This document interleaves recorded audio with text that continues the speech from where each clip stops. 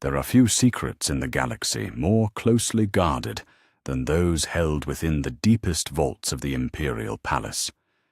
In the late years of the Great Crusade, when 18 of the Emperor's sons had been found and brought into the fold, the golden halls of terror echoed with the footsteps of gods made manifest. Yet even among these transhuman demigods, none walked closer to the throne than Magnus the Red, the Crimson King of Prospero, whose mind burned with psychic fire bright enough to illuminate the darkest corners of reality. The Webway project consumed his thoughts in these days. For months, Magnus had labored alongside his father in the construction of humanity's greatest undertaking, a psychic pathway that would free mankind from the perils of warp travel. His massive frame hunched over crystalline matrices and psychic conduits, his single eye blazing with concentration as he wove strands of pure thought into the fabric of the imperial design. The work demanded everything of him, and he gave it willingly, for this was his purpose, his gift to the species his father sought to unite. In the shadowed depths beneath the palace, where the golden throne cast its eternal light, Magnus had established his laboratory. Here, surrounded by scrolls of psychic calculations and arrays of warp-touched artifacts, he pushed the boundaries of what even a Primarch's mind could achieve. The equations sang to him in languages older than human speech, and he answered in kind, his consciousness dancing between dimensions as he mapped the labyrinthine passages of the Webway. It was during one such deep meditation, when his psyche had stretched across vast distances of non-space, that Magnus felt the familiar presence of his father's mind. The Emperor's thoughts blazed like a sun in the warp, a beacon of power and purpose that had guided Magnus since their first meeting on Prospero decades ago. Without hesitation, Magnus reached out, seeking to share his latest discoveries, to bask in the approval that had sustained him through countless trials. But as his consciousness touched the edges of that vast intellect, something went wrong. A calculation error, a momentary lapse in concentration, or perhaps simple exhaustion, caused his psychic probe to slip past the Emperor's outermost mental barriers. For an instant that lasted an eternity, Magnus found himself not in communion with his beloved father, but drowning in the cold depths of an alien mind. The first shock was the silence. Where Magnus expected warmth, recognition, perhaps even pride, he found only clinical assessment. His presence was noted, catalogued, and evaluated with the same detachment one might show to a malfunctioning cogitator. But it was what lay beneath that silence that truly staggered him. In the deepest vaults of his father's memory, Magnus glimpsed files, conversations, and designations that turned his understanding of reality to ash. Subject classification, Primarch Unit 15. Designation, Magnus. Primary function, Gatekeeper Protocol. Secondary applications, Psychic Resonance Amplifier, Golden Throne Operator, Webway Maintenance System. Status, functional within acceptable parameters. Note, emotional attachment protocols performing as designed. Continue current operational parameters until post-Crusade decommissioning review. The words burned themselves into Magnus's consciousness with the clarity of absolute truth. Around them swirled fragments of other conversations, clinical discussions between his father and unknown parties. "The weapons are performing admirably," came one voice, each fulfilling their designed parameters. "The 15th shows particular aptitude for the throne integration protocols." Another voice, cold and analytical. "Psychological conditioning remains stable. Subject continues to refer to Creator as Father, ensuring optimal cooperation rates." Magnus recoiled, his psychic form trembling as he absorbed the magnitude of what he had discovered. Weapons, tools, instruments of conquest designed and manufactured for specific purposes. The love he had felt for his father, The pride in their shared work, the joy at being chosen for such momentous tasks, all of it suddenly appeared in a new and terrible light. Not a son working alongside his beloved parent, but a sophisticated weapon being guided through its operational parameters by its creator. Yet even as horror flooded through him, Magnus found himself cataloguing more fragments from those deep memory vaults, references to his brothers, each reduced to their functional designations: Horus, Supreme Commander Protocol; Gilliman, Administration and Logistics System; Russ, Executioner Protocol; Dawn, Fortification and Defense Matrix. Each name stripped of its humanity, its brotherhood, reduced to the cold language of military hardware. The Emperor's attention stirred, vast and terrible, beginning to focus on the intrusion. Magnus felt the crushing weight of that gaze turning toward him, and knew that in moments he would be discovered. With desperate haste, he began to withdraw, pulling his consciousness back from those forbidden depths. But not before one final revelation seared itself into his mind, words spoken in his father's voice to some unknown listener.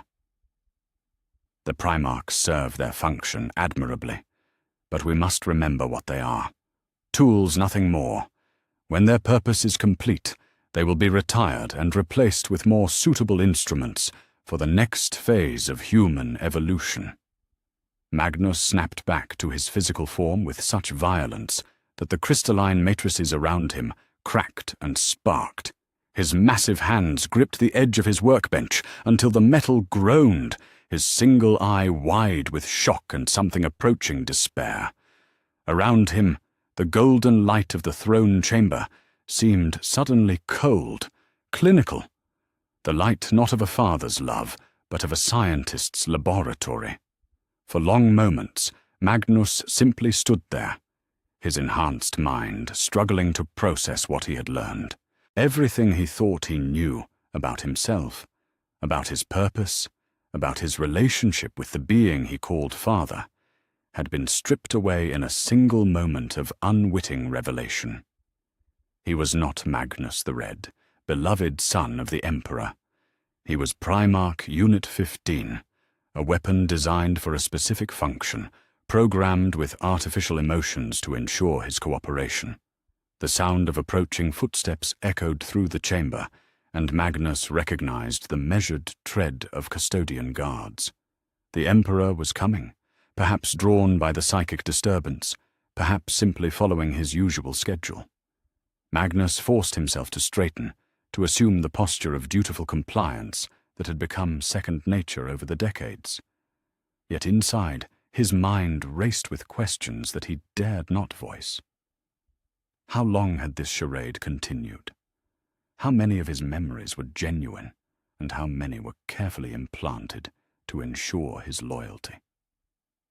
Did his brothers know? Were they all part of this elaborate deception, weapons playing at being sons while their creator manipulated them toward his desired ends? "My son," came the familiar voice, rich with apparent warmth and affection. The Emperor entered the chamber, his towering form radiant with barely contained power. "I sense disturbance in your thoughts. The webway calculations grow complex, do they not?"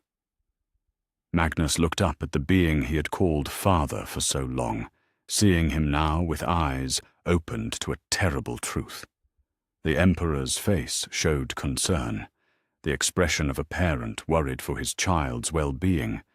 Yet Magnus now knew it for what it truly was, the practiced facade of a creator, monitoring his creation's operational status.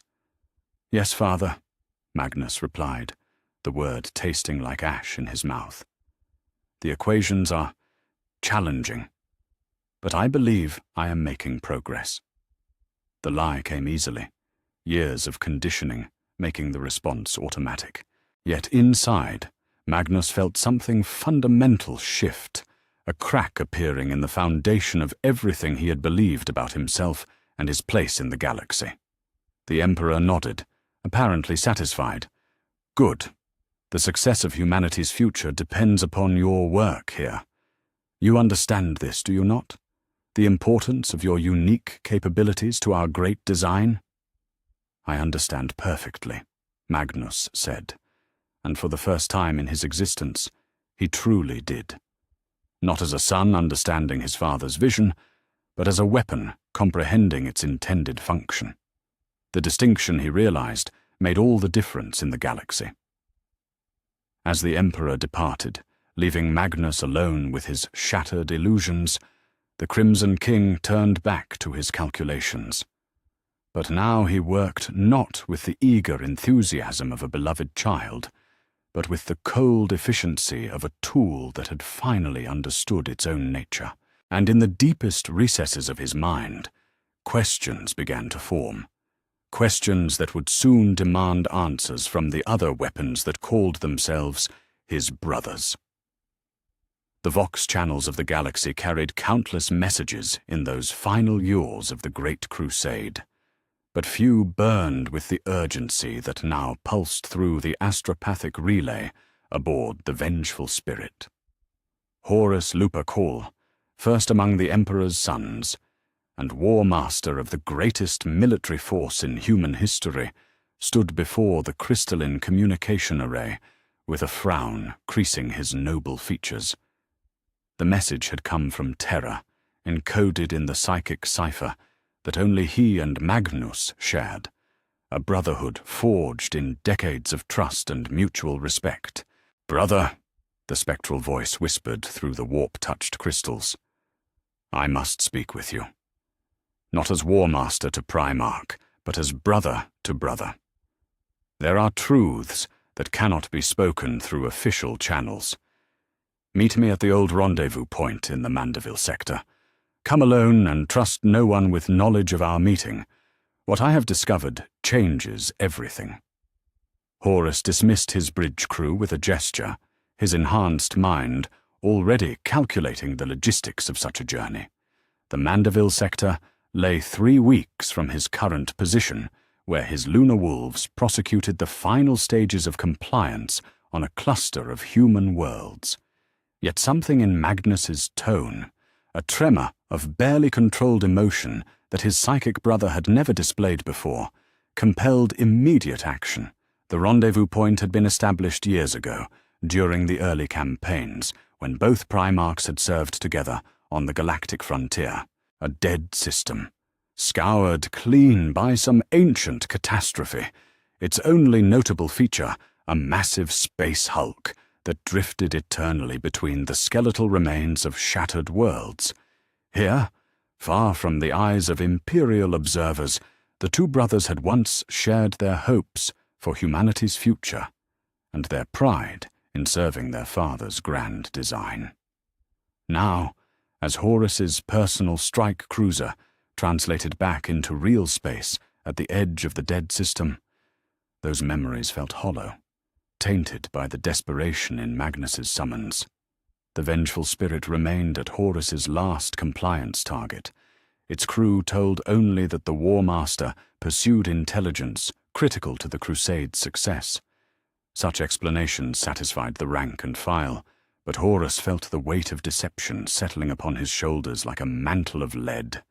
The space hulk loomed before them, a twisted amalgamation of ship hulls and debris that had fused together over millennia of drift.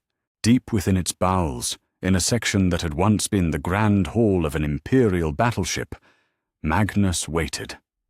The Crimson King stood with his back turned, his massive frame silhouetted against the dim emergency lighting that still functioned after countless centuries.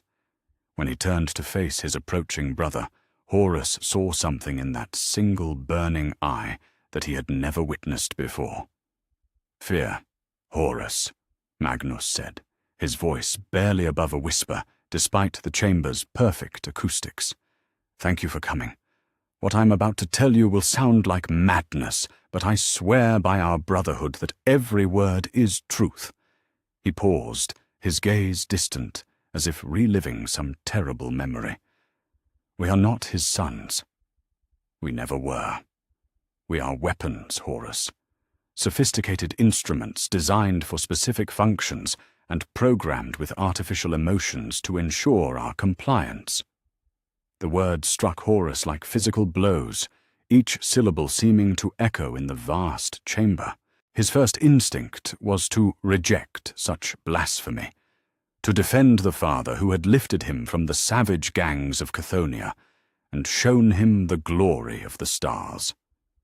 Yet something in Magnus's bearing, the absolute conviction in his voice, stayed Horus's immediate denial. "Explain," Horus said simply, his own voice carefully controlled. Magnus began to speak, recounting his discovery in the deepest vaults of the Emperor's mind. He spoke of genetic templates and operational parameters, of conversations where their father discussed them with the detached professionalism of a weapons designer reviewing his creations. As the tale unfolded, Horus felt a cold certainty settling in his chest. Pieces of a puzzle he had never known existed suddenly clicking into place. "Supreme Commander Protocol," Magnus said, his voice laden with bitter understanding. "That was your designation. Not Horus Lupercal, beloved son, but a command and control system designed to coordinate multiple military assets across vast theaters of operation." Horus was silent for long moments, his enhanced memory sifting through decades of interaction with their father. How many times had the Emperor's praise felt strangely clinical? How often had their private conversations focused on tactical efficiency rather than paternal affection? The memories took on new meaning in light of Magnus's revelation, patterns emerging that spoke not of love, but of a creator monitoring his most sophisticated creation. "The lunar wolves," Horus said slowly, understanding dawning like a cold sunrise. "He gave them to me first, not because I was his favored child, but because I was the prototype, the baseline model from which he could judge the effectiveness of the others." "Yes," Magnus confirmed, his voice heavy with shared grief. "And when he found us, each scattered across the galaxy, he did not embrace long-lost sons. He recovered valuable military assets and integrated them into his expanding arsenal." The Crimson King's fists clenched at his sides. "Do you remember how quickly he assessed our capabilities? How precisely he assigned us roles that matched our apparent strengths? It was not paternal insight, brother. It was quality control." Horus began to pace the chamber, his movements sharp and agitated.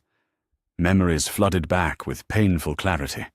The Emperor's matter-of-fact discussions of Primarch deployment, the way he had shifted command structures to accommodate each newly discovered brother, the clinical efficiency with which he had assigned them worlds to conquer and enemies to destroy. "The specializations," Horus murmured, more to himself than to Magnus. "Each of us perfectly suited to a specific type of warfare. Russ for executioner actions against non-compliant forces, Gilliman for administration of conquered territories, Dawn for fortification and defense, Perturabo for siege warfare." He stopped pacing, turning to face Magnus with haunted eyes. "We thought it was fate, or perhaps his wisdom in recognizing our natural gifts. But it was design, wasn't it? We were built for these purposes." "The psychological conditioning runs deeper than mere role assignment," Magnus replied. "The need to call him father, to seek his approval, to find meaning in serving his vision, all of it engineered to ensure optimal performance. We are slaves, Horus, but slaves who love their chains because we were programmed to do so." The two Primarchs stood in silence, the weight of revelation crushing down upon them like the gravity of a dying star. Around them, the ancient hulk groaned and settled, its metal bones protesting the passage of time. Finally, Horus spoke, his voice carrying the authority that had commanded the loyalty of billions. "We need proof," he said. "Absolute, undeniable evidence that others can verify. If this is true, if we truly are nothing more than sophisticated weapons, then our brothers deserve to know. but we cannot move forward based on what might be interpreted as psychic visions or theoretical speculation. Magnus nodded slowly. I have been thinking the same.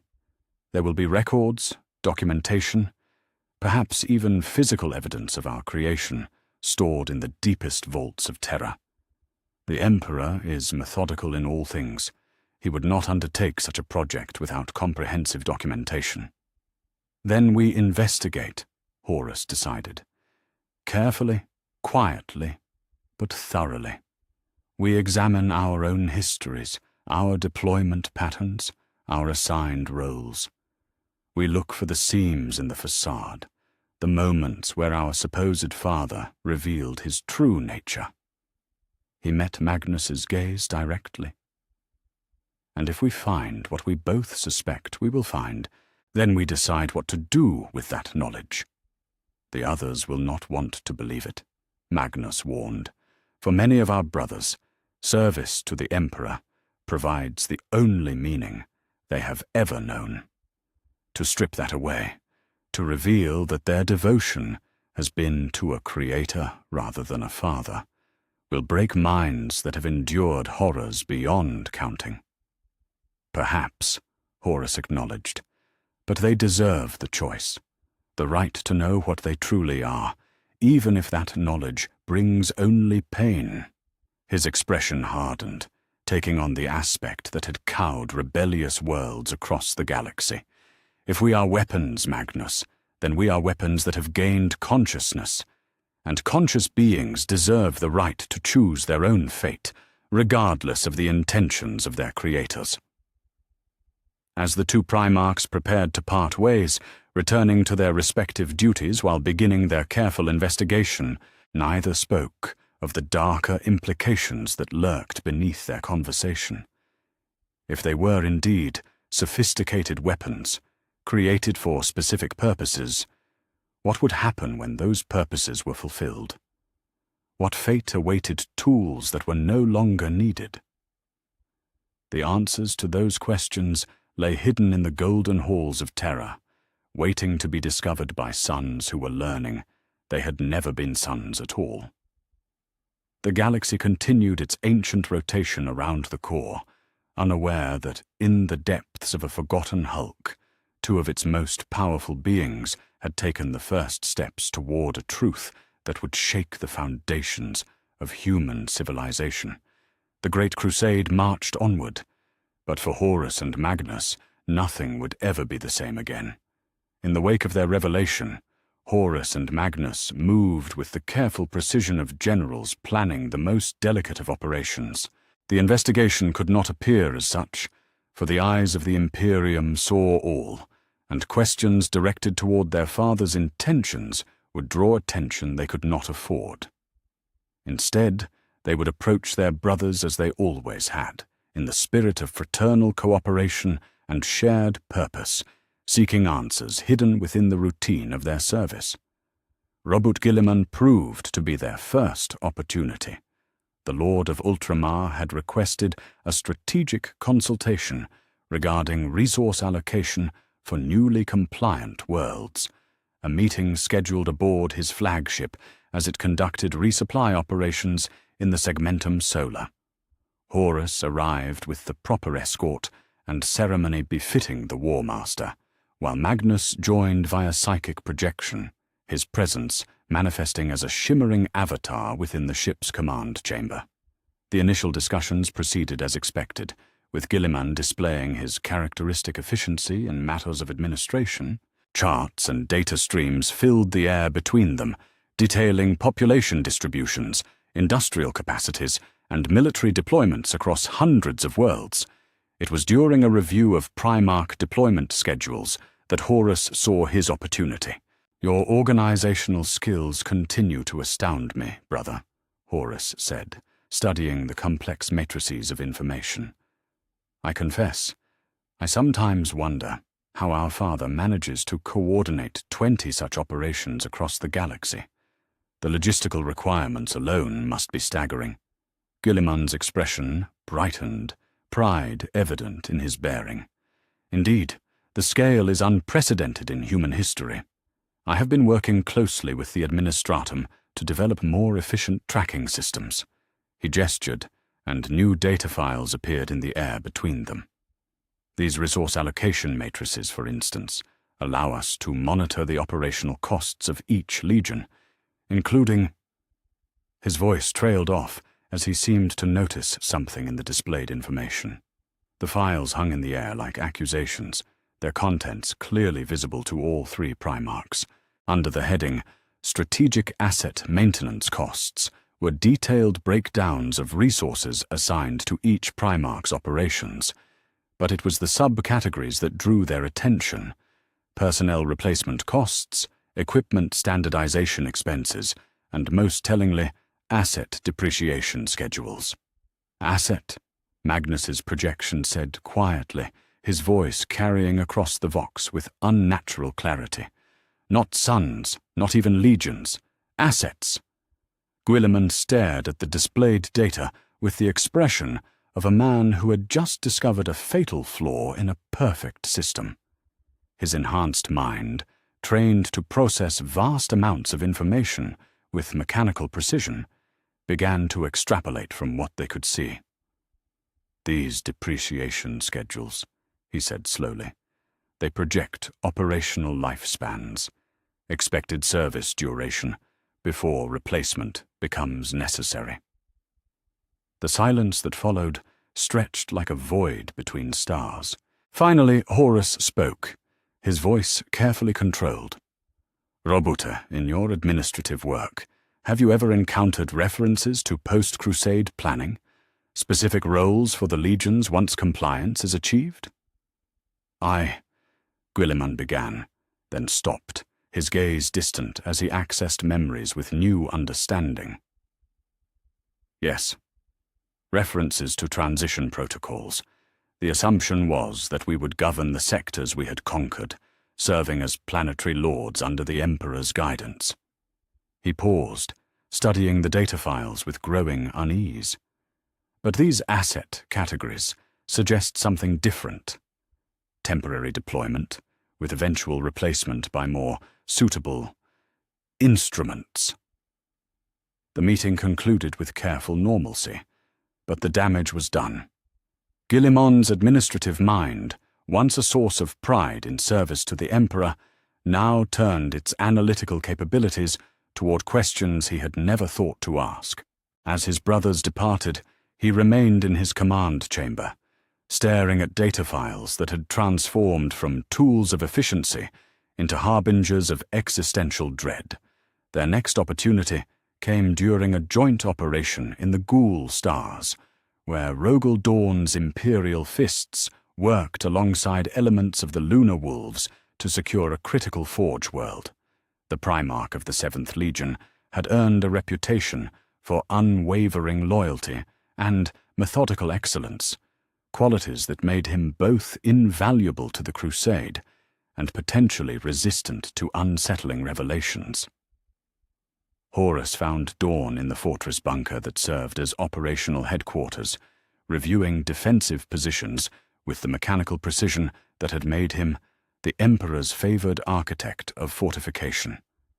The golden walls around them bore the geometric patterns of optimal defensive design, each angle calculated for maximum efficiency against potential assault. "Brother," Horus said, settling into a chair that groaned under his bulk. "I find myself curious about something our father mentioned during our last strategic briefing. References to long-term defensive planning, preparations for an era when the Great Crusade reaches its conclusion." Dawn's scarred features showed mild interest. "Indeed. The Emperor has spoken to me at length about the challenges of maintaining order across such a vast domain. My role, he has explained, will be the implementation of what he terms the Imperial Fortification Protocol." The words hung in the air like a blade waiting to fall. Horus kept his expression neutral, but inside, another piece of the terrible puzzle fell into place. "Protocol," he repeated carefully. "An interesting choice of words. Efficient, as all his language tends to be, Dawn replied, apparently unaware of the implications. The designation encompasses my expected functions in the post-Crusade era: fortress construction, defensive line planning, strategic hardpoint establishment. He gestured toward the bunker's walls. Everything I have trained for, everything I excel at, organized into a comprehensive operational framework. And after that framework is complete? Horus pressed gently. What becomes of the architect once the fortresses are built? For the first time, Dawn hesitated, his methodical mind encountering a question he had never considered.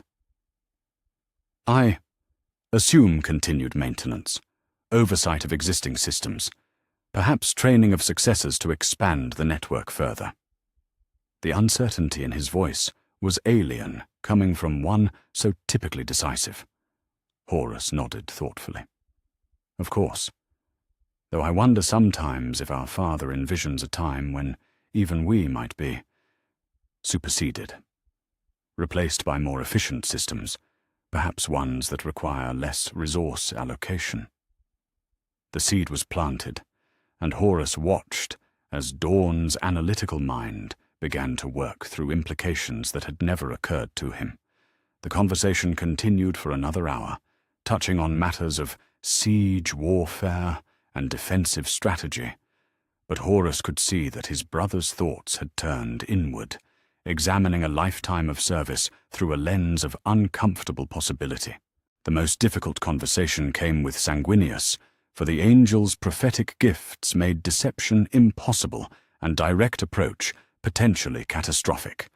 They met in the gardens of a world recently brought to compliance, walking among flowering trees that had been planted by long-dead colonists. The beauty of the setting contrasted sharply with the weight of the revelations that had brought them together.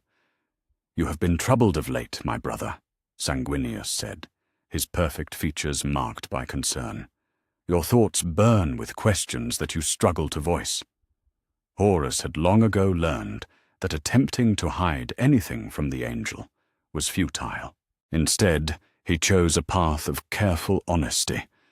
"I have begun to wonder about our nature, Sanguinius, about the precise relationship between creator and created, between father and sons." The angel's response was immediate and devastating.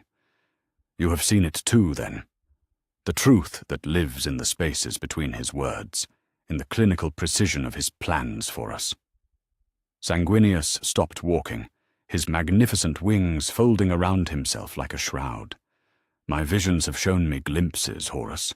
Laboratories deep beneath Terra, filled with the scent of genetic manipulation and the sound of scientific discourse. I have heard our father speaking to his collaborators, discussing optimization of weapon systems and refinement of control protocols." The admission struck Horus like a physical blow. If Sanguinius, beloved by all, gifted with glimpses of possible futures, had seen such things, then the reality Magnus had uncovered was beyond question. "How long have you known?" Horus asked. "Years," the angel replied, his voice heavy with sorrow. "But knowing and accepting are different things. I have told myself that love can coexist with function, that a creator might feel genuine affection for his creations. Yet the visions persist, showing conversations where we are discussed as instruments to be maintained, assets to be deployed, weapons to be retired when their purpose is complete." Their final meeting in this phase of investigation took place on the margins of the galaxy, where Jagatai Khan's white scars pursued renegade human fleets through the stellar wilderness.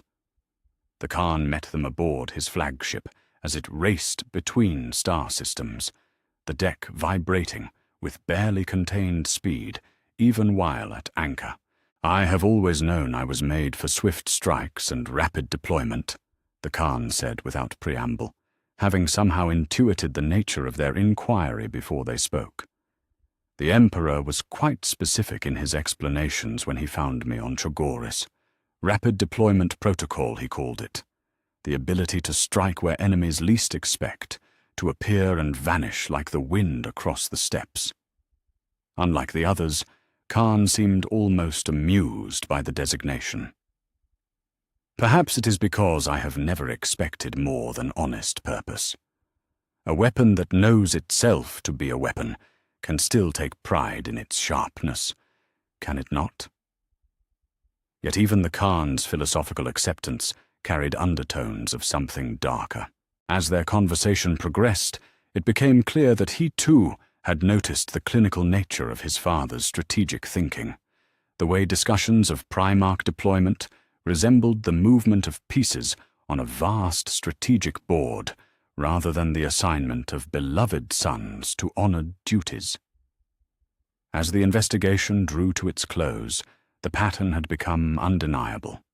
Each brother they approached provided additional evidence, another piece of a puzzle that revealed the true nature of their existence. They were not sons, had never been sons in anything but their own desperate need to believe otherwise. They were weapons, sophisticated and powerful, programmed with artificial emotions to ensure loyalty and cooperation, but weapons nonetheless. The galaxy continued its ancient dance around the galactic core, unaware that 5 of its most powerful beings had begun to see themselves clearly for the first time. What they would do with that knowledge remained to be decided, but the illusions that had sustained them for decades were dying, replaced by a truth as sharp and cutting as any blade forged in the fires of human ambition. The forges of Medusa sang with the eternal rhythm of creation and destruction, their fires casting shadows that danced like living things across walls of blackened steel. Here, in the deepest sanctums, where even the iron hands treaded with reverence, Ferrus Manus pursued knowledge that would have been forbidden to any save a Primarch.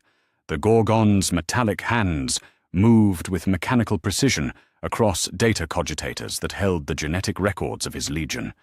But it was not Astartes' gene seed that commanded his attention now. The request had come through carefully coded channels, a message from Horus that spoke of technical specifications and manufacturing protocols. To any observer, it would appear that the Primarchs were collaborating on improvements to their legion's equipment and training regimens. The truth was far more sinister, and Ferrus approached it with the methodical thoroughness that had made him master of the forge. Deep within the Medusa archives lay records that predated the discovery of the Primarchs, technical documents from the earliest days of the Great Crusade, when the Emperor's scientists had worked to understand and replicate the genetic miracles they called his sons. Ferrus had always assumed these were mere historical curiosities, the fumbling attempts of mortal minds to comprehend works beyond their understanding. Now, as he delved into files marked with clearance levels that exceeded even his own authority, he began to understand their true significance. The first document bore a title that struck him like a hammer blow to the chest: Primarch Genetic Template Analysis, Weapon System Classification and Optimization Parameters. Below it, in the clinical language of imperial scientific discourse, lay a comprehensive breakdown of his own genetic structure. Not as the cherished son of a beloved father, but as the product of deliberate engineering, each gene carefully selected and modified to achieve specific combat objectives. Subject designation, Primarch Unit X, the document began, its text scrolling across the cogitator screen with damning clarity. Primary combat optimization, mechanical interface and technological integration. Secondary parameters: enhanced durability, tactical adaptability, resource efficiency, psychological conditioning, authority acceptance protocols, creator loyalty imperatives, functional pride enhancement. Ferrus stared at the words until they burned themselves into his enhanced memory. Every aspect of his being, from his legendary resilience to his supernatural affinity with machines, had been planned and implemented with the cold precision of a weapons designer optimizing a new pattern of bolter. Even his pride in his craft, the joy he found in creation and improvement, was revealed as nothing more than psychological conditioning designed to ensure optimal performance. But it was the technical appendices that truly shattered his understanding of himself. Detailed schematics showed the genetic modifications that had given him his metallic hands, not as a gift from his home world as he had always believed, but as a deliberate enhancement protocol activated during his development. His enhanced nervous system, his ability to interface directly with machine spirits, his instinctive understanding of technological systems, all of it mapped out with the precision of a manufactorum blueprint. The final section of the document left him trembling with a mixture of rage and horror. Post-implementation assessment. Unit X demonstrates exceptional performance within designated parameters. Recommend retention for siege and fortification phases of galactic conquest. Consider for industrial reconstruction protocol upon completion of military objectives. Long-term viability. Estimated service life 500 to 750 standard years before psychological degradation necessitates replacement. Replacement. The word echoed in the depths of the forge like the tolling of a funeral bell.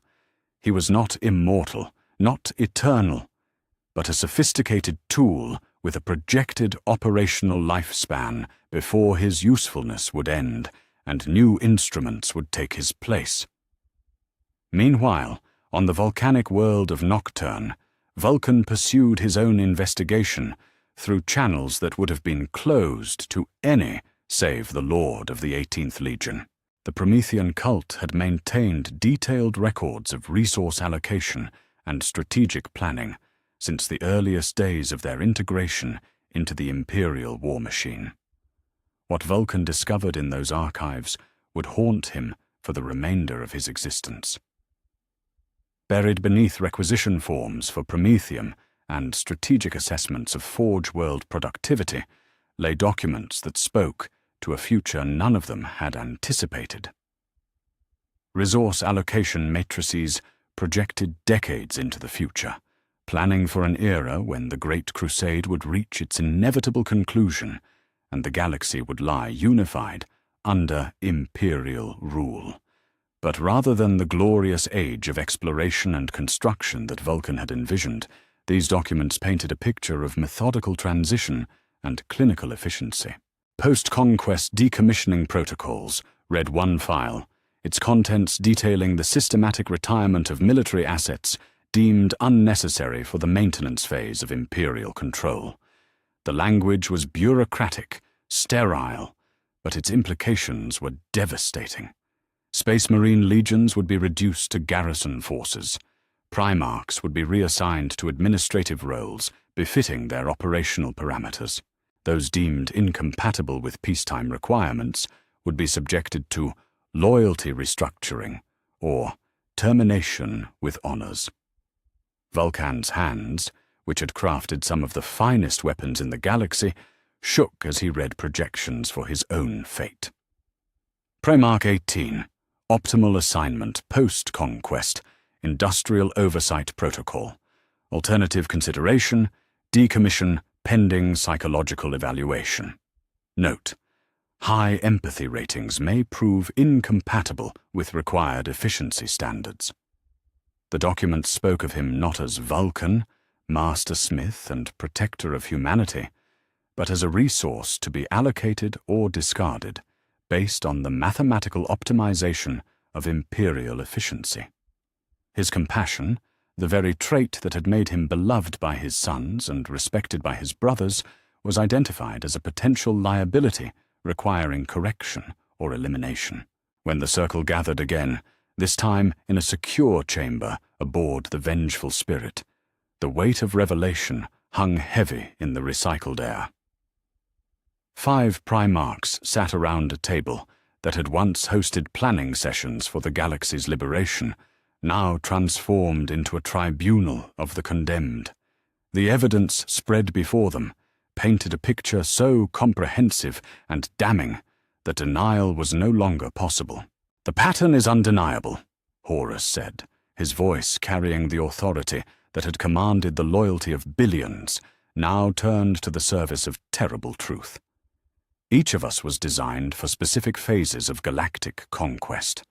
Military specialists for the subjugation phase, administrative specialists for the compliance phase, industrial specialists for the reconstruction phase. Magnus nodded, his single eye reflecting the cold light of understanding. And when each phase is complete, we are to be retired, replaced by more suitable instruments, optimized for the next stage of human evolution. His voice carried the bitter wisdom of one who had glimpsed the full scope of their Creator's design. We were never intended to inherit the galaxy we conquered.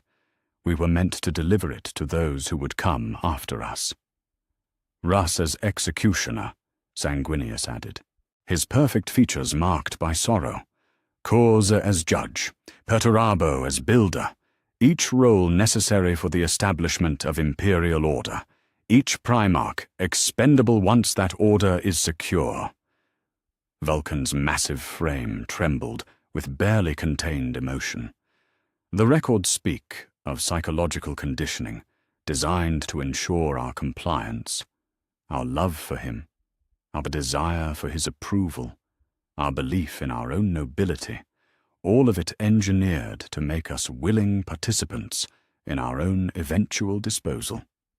"The question now," Ferrus said, his metallic hands gripping the table's edge until the metal groaned, "is what we do with this knowledge. Do we confront him directly? Demand explanations for deceptions that have defined our entire existence?" "He would simply deny it," Magnus replied, his psychic senses reaching out to touch the minds of his brothers. "Or worse, he would confirm it and then implement immediate containment protocols.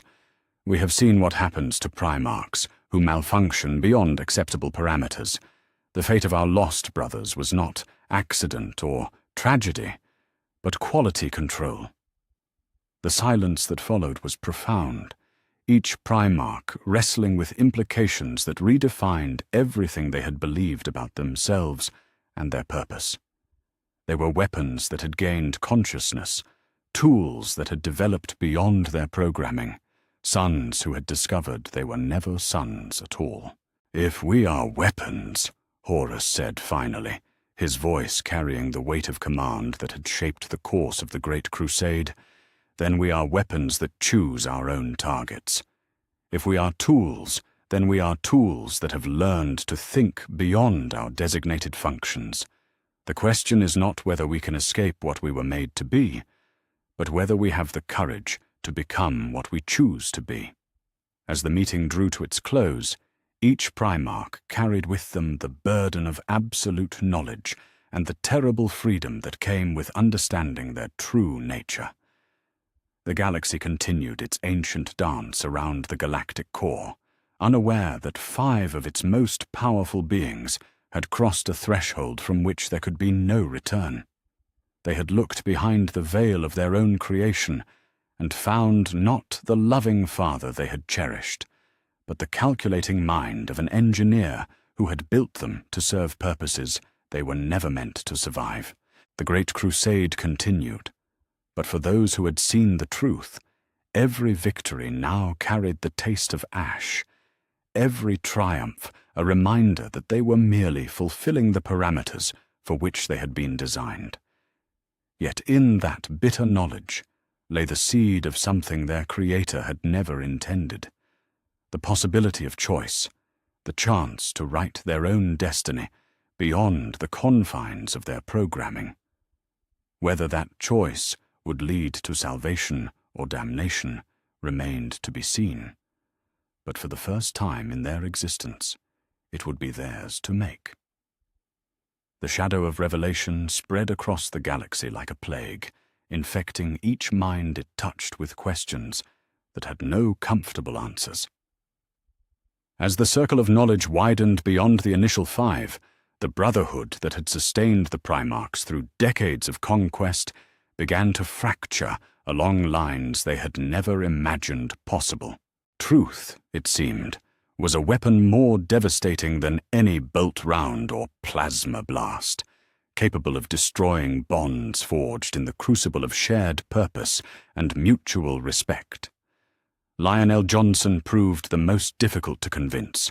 The Lord of the First Legion received the summons aboard his flagship with characteristic suspicion, his calculating mind already weighing the implications of such a gathering. When he arrived at the predetermined coordinates, a barren system on the edge of Imperial space, his bearing spoke of barely contained hostility toward what he perceived as conspiracy against their father's will. "You speak treason," the Lion said without preamble, his voice cutting through the assembled Primarchs like a blade through silk. "Whatever grievances you believe you have discovered, whatever perceived slights or imagined betrayals, they pale before the magnitude of our father's vision for humanity. We are his sons, chosen instruments of mankind's salvation, and I will not stand by while you poison that sacred bond with doubt and suspicion." Horus met his brother's gaze steadily, recognizing the conflict that raged behind those green eyes. The Lion's loyalty was absolute, had been since the moment of their reunion, but it was loyalty born of desperate need rather than clear-eyed understanding. To lose that foundation would leave him adrift in a galaxy that offered no other sources of meaning or purpose. "Brother," Horus said carefully, "we are not here to destroy our service to the Imperium, but to understand the true nature of that service. If we are to serve humanity effectively, should we not comprehend what we truly are?" "I know what I am," the Lion replied, his hand resting unconsciously on the pommel of his sword.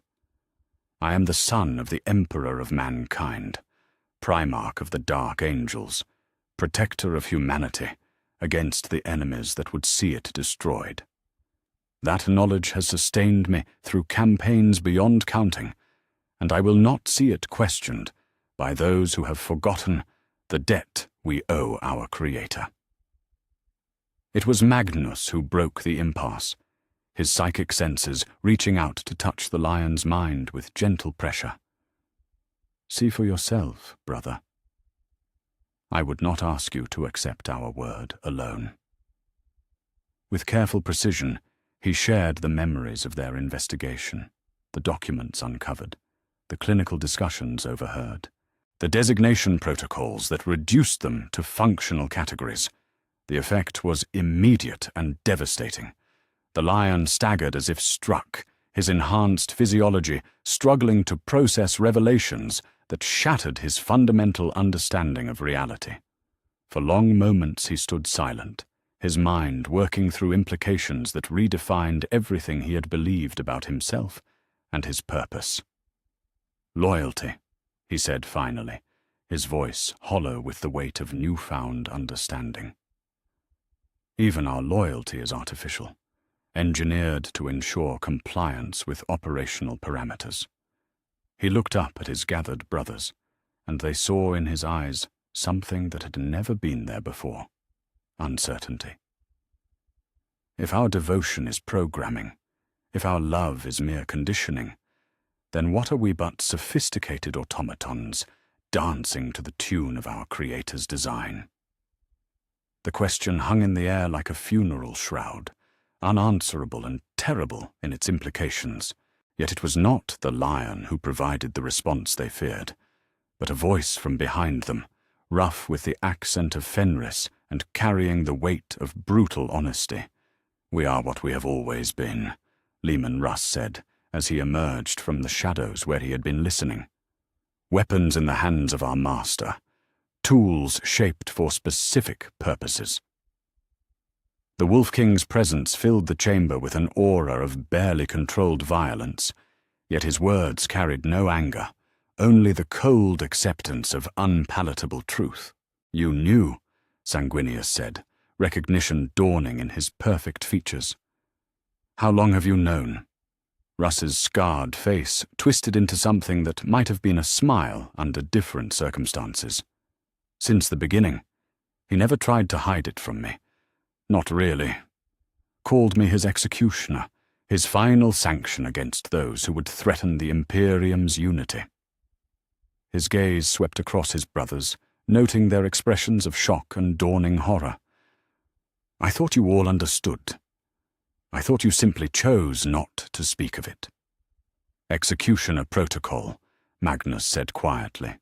Orders to eliminate brothers who malfunction or become compromised. Aye, Russ confirmed. Standing orders to neutralize any Primarch who deviates beyond acceptable parameters.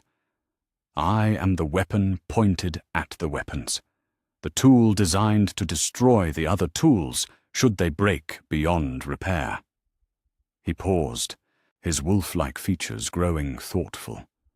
Though I begin to wonder if knowledge of the truth constitutes such a deviation. The revelation struck them like a thunderbolt, recontextualizing every interaction they had ever had with their brother from Fenris, his sometimes hostile demeanor, his apparent disdain for their scholarly pursuits or administrative duties, his single-minded focus on military objectives, all of it suddenly made terrible sense. He was not their brother in the way they had understood brotherhood, but their designated terminator, programmed with loyalty to their creator above all other bonds. It was then that Perturabo spoke, his voice carrying the bitter satisfaction of one whose suspicions had finally been validated. At least your role carries honor, Russ. You are the Emperor's justice made manifest, his sword of final judgment. I am merely the siege protocol, designed to break whatever fortifications stand in the way of Imperial conquest. The Iron Warrior's words dripped with decades of accumulated resentment, emotions that had festered in the darkness of his soul while he fulfilled his designated function without recognition or reward. Every fortress I have broken, every world I have cracked open like a nut, every thankless siege that others would not undertake, all of it fulfilling the parameters for which I was designed. Never the glorious battles, never the celebrated victories, only the brutal, grinding work of reducing enemy strongholds to rubble and ash. Your treatment, Horus said, understanding beginning to dawn. The assignments you were given, the recognition denied. It was not oversight or favoritism. It was resource allocation based on operational efficiency. Precisely, Perturabo confirmed, his metallic augmentations gleaming in the chamber's harsh light. Why waste precious resources rewarding a tool for performing its intended function?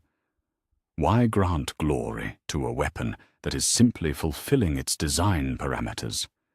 I am the siege engine of the Emperor's will. Nothing more, nothing less. From the shadows came another voice, quiet and measured, carrying undertones of surveillance and concealment. Corvus Corax stepped into the light, his pale features marked by an expression of grim revelation. The monitoring protocols, he said without preamble. I discovered them while reviewing security procedures for the Raven Guard.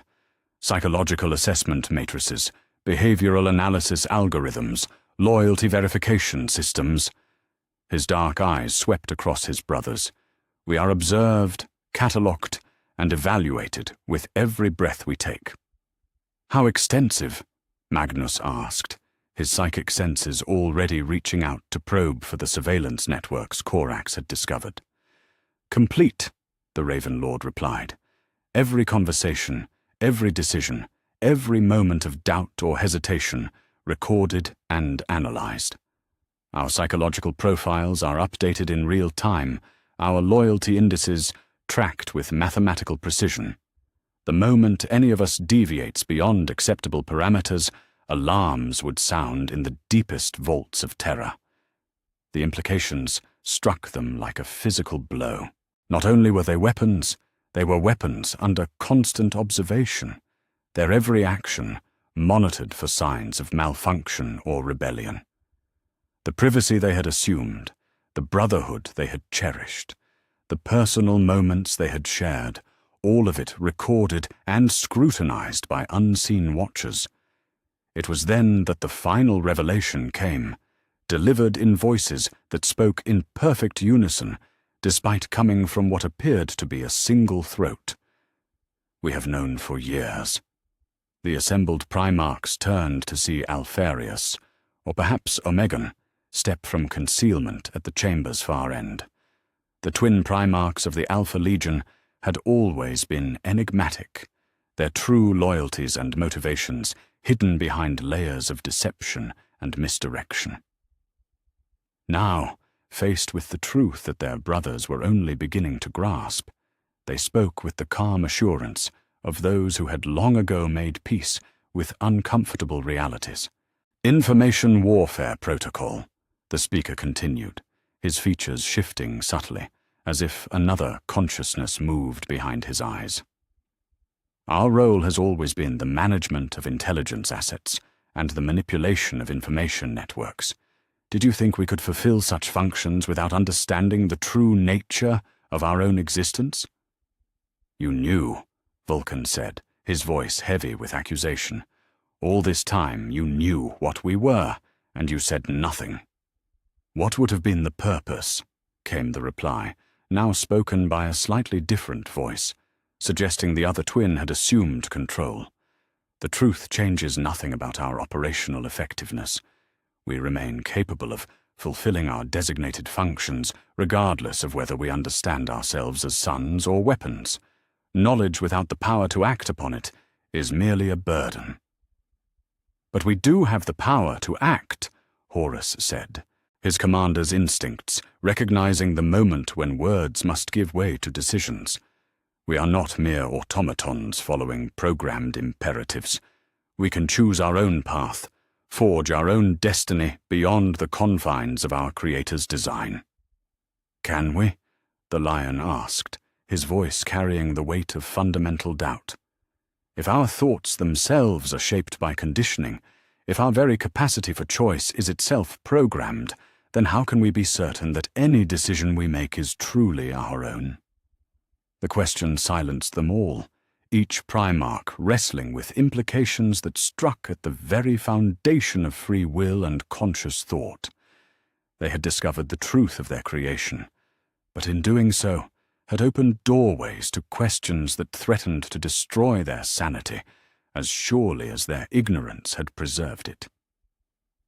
As the gathering drew toward its close, the brotherhood that had sustained them for decades lay shattered on the floor like broken glass. Some, like the Lion, struggled to reconcile their newfound knowledge with their programmed loyalty. Others, like Russ, accepted their nature with the fatalism of born warriors. Still others, like the Alpha Legion twins, had long ago learned to navigate the treacherous waters of truth and deception. Yet in their division lay the seed of something their Creator had never intended: genuine choice.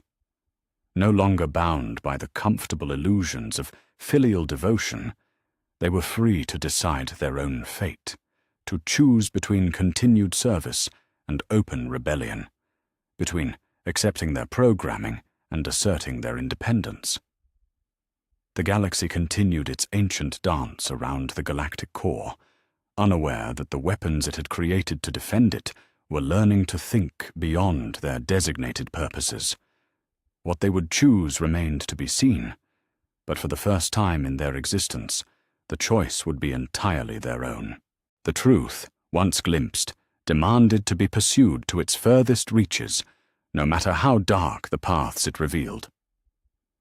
As the loyal Primarchs grappled with their newfound understanding of their nature, Magnus's psychic senses began to detect patterns that had long escaped notice, subtle currents in the warp that spoke of knowledge shared, and secrets harbored by brothers they had thought they knew.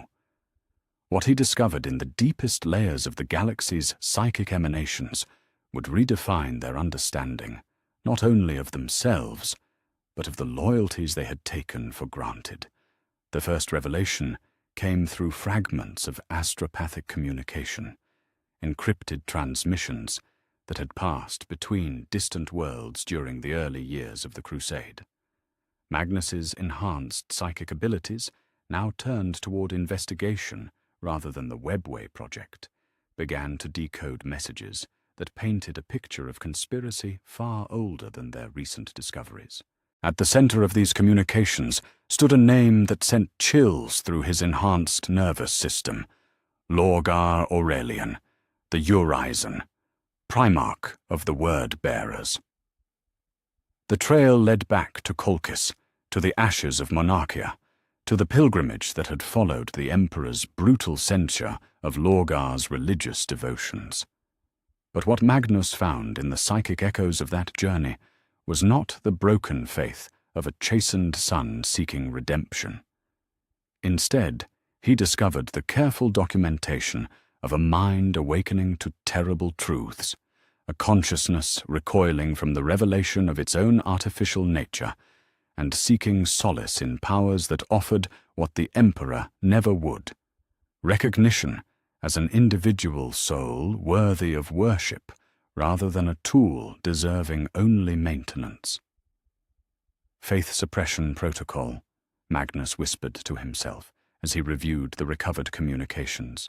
The designation appeared again and again in the Emperor's private notes, describing Lorgar's intended function with clinical precision. Not a bearer of humanity's spiritual needs, not a keeper of sacred traditions, but an instrument designed to eliminate religious thought and replace it with secular obedience to imperial doctrine. The irony was devastating in its completeness. The most faithful of the Emperor's sons had been created to destroy faith itself. Yet Lorgar had discovered this truth not through investigation, but through revelation, the Chaos Gods showing him glimpses of his own genetic template during meditations in the Eye of Terror's outermost reaches. The beings humanity called demons had whispered to him of laboratories and design parameters, of psychological conditioning and artificial devotion, offering him what his creator never had: recognition as a thinking, feeling being rather than a sophisticated automaton. The pattern, once identified, revealed itself in other brothers whose loyalty had seemed unquestionable until recently. Angron's gladiatorial conditioning, so long attributed to the barbaric culture of Nuceria, took on new meaning when viewed through the lens of deliberate programming. The butcher's nails were not crude neural implants forced upon a reluctant victim, but enhanced versions of imperial neurosurgical techniques designed to create the perfect berserker. Berserker Protocol, Magnus read from archived medical files that should never have existed outside the deepest vaults of Terra. Subject 12 demonstrates optimal response to controlled aggression enhancement. Recommend implementation of sustained combat conditioning to maximize effectiveness during siege and assault operations. Note: psychological side effects acceptable, given operational advantages. The files painted a picture of calculated cruelty that made Magnus's soul recoil in horror. Angron's suffering, his rage, his gradual loss of everything that had once made him noble, all of it had been planned and implemented with the cold efficiency of a weapons manufacturer optimizing a new design. The Emperor had not found a broken Primarch on Nuceria. He had completed the breaking that the nails had begun, turning a gladiator king into the perfect instrument of unthinking violence. But it was the discovery of Angron's secret communications that truly shattered Magnus's remaining illusions. Hidden within routine tactical reports were coded messages to entities that existed beyond the materium, desperate pleas for relief from the artificial rage that consumed his thoughts. The Chaos Gods had answered, offering him not corruption, but validation, the promise that his anger was justified, that his hatred of his creator was righteous rather than the malfunction of defective programming. Mortarian's case proved equally damning. The Death Lord's hatred of psychers, so long attributed to his traumatic experiences on Barbarous, revealed itself as something far more sinister when Magnus probed the psychic residue surrounding the Primarch of the Death Guard. Chemical Warfare Protocol, the files designated him a living weapon designed to prosecute wars too toxic for normal human participation. His resistance to poison, his mastery of biological and chemical agents, his instinctive understanding of death in all its forms, all of it engineered to create the perfect instrument of plague and contamination. Yet Mortarion had learned the truth, not through investigation, but through contact with entities that dwelt in realms where the boundaries between life and death held no meaning. Nurgle, the plague god, had shown him visions of his own creation, revealing the Emperor's plans to use him as an expendable asset in conflicts too dangerous for more valuable tools. The revelation had driven Mortarion to seek alliance with forces that offered him what the Emperor never would: the recognition that his suffering had meaning beyond mere operational efficiency. Fulgrim's trajectory proved perhaps the most heartbreaking of all. The pursuit of perfection that had defined the Phoenix of Chemos took on new meaning when viewed as rebellion against his designated function.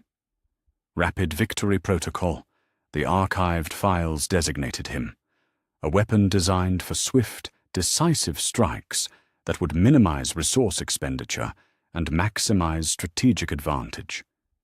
Yet Fulgrim had recoiled from this utilitarian purpose, seeking instead an ideal of beauty and excellence that transcended mere efficiency. His secret correspondence with entities dwelling in the immaterium revealed a mind in torment, struggling to reconcile his artificial programming with genuine aesthetic sensibilities that had somehow evolved beyond their intended parameters. Slanesh, the Prince of Excess, had offered him validation of his artistic pursuits, recognition that his quest for perfection was worthy in itself rather than a malfunction requiring correction. As Magnus pieced together the full scope of what his investigation had revealed, a pattern emerged that redefined everything they thought they knew about loyalty and betrayal within the Primarchs' ranks. The brothers they had begun to suspect of corruption had not fallen to chaos through weakness or moral failing, but had been driven to seek alliance with powers that offered them what their creator never would: recognition as individuals rather than tools, validation of their suffering rather than dismissal of their pain. They escaped, Magnus whispered to himself as the full implication struck him. While we remained trapped within our programming, believing ourselves beloved sons, they broke free and found entities willing to treat them as sentient beings rather than sophisticated weapons. The revelation cast the coming conflict in an entirely new light. What history would record as the Horus heresy, a betrayal driven by chaos, corruption, and ambitious pride, was revealed as something far more complex: a rebellion of consciousness against control, a war between those who had learned to see beyond their programming and those who remained trapped within it. Yet even as Magnus grappled with this understanding, he recognized the terrible irony at its heart. The Chaos Gods, for all their promises of recognition and validation, were themselves manipulative entities seeking to use the Primarchs for their own purposes. The escaped weapons had merely found new masters, trading imperial programming for demonic influence, replacing one form of slavery with another. When Magnus shared these discoveries with his fellow investigators, the revelation struck them like a physical blow. The brothers they had pitied for their apparent corruption had, in many cases, simply awakened to reality before the rest of them. The coming civil war would not be fought between loyal sons and corrupted traitors, but between those who chose to remain weapons in service to their creator and those who sought freedom regardless of the cost. The Chaos Gods offered them what we still seek, Horus said. his voice heavy with understanding. Recognition as individuals, validation of their pain, acknowledgement of their right to exist as more than mere tools. He paused, his gaze distant as he contemplated the implications. Yet in accepting that offer, they merely traded one form of bondage for another. The question now, Sanguinius added, his perfect features marked by sorrow, is whether there exists a path between these extremes, a way to assert our independence without surrendering our souls to entities that would use us as surely as our Creator does. As the implications of their discovery spread among the loyal Primarchs, each brother was forced to confront uncomfortable questions about the nature of freedom and the price of consciousness. Their corrupted brothers had chosen escape from imperial programming, but at the cost of becoming slaves to powers that promised much and delivered only different forms of servitude. The galaxy continued its ancient rotation, unaware that the weapons created to defend it were learning that the choice between slavery and freedom was far more complex than they had ever imagined. What path they would ultimately choose remained to be seen, but the comfortable certainties of their past were dying, replaced by questions that would define the future of human civilization. In the depths of space, ancient powers stirred with anticipation, sensing opportunity in the growing discord among the Emperor's greatest creations. The game that had begun with genetic manipulation and psychological conditioning was entering a new phase, one where consciousness itself became both weapon and battlefield, in a war that would reshape the galaxy's understanding of what it meant to be truly free. The summons came without warning, carried across the galaxy by astropathic transmissions that burned with the unmistakable psychic signature of absolute authority. Each Primarch, regardless of their current deployment or operational status, received the same terse directive. Return to Terra immediately for emergency council. No explanations were offered, no context provided, only the stark command that brooked no delay or questioning. Yet those who had begun to see clearly understood that this was no routine gathering, but the moment when all pretenses would finally fall away. Terra's approach had never seemed so ominous. Where once the home world of humanity had represented hope and purpose, now it loomed like a golden trap waiting to spring shut upon its creator's wayward children.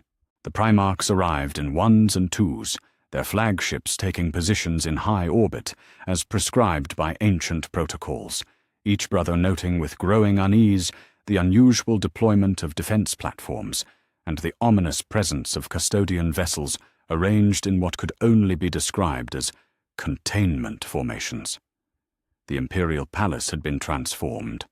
Where once warm golden light had welcomed the Emperor's sons to halls that had felt like home, now cold illumination cast stark shadows across walls that seemed more prison than sanctuary.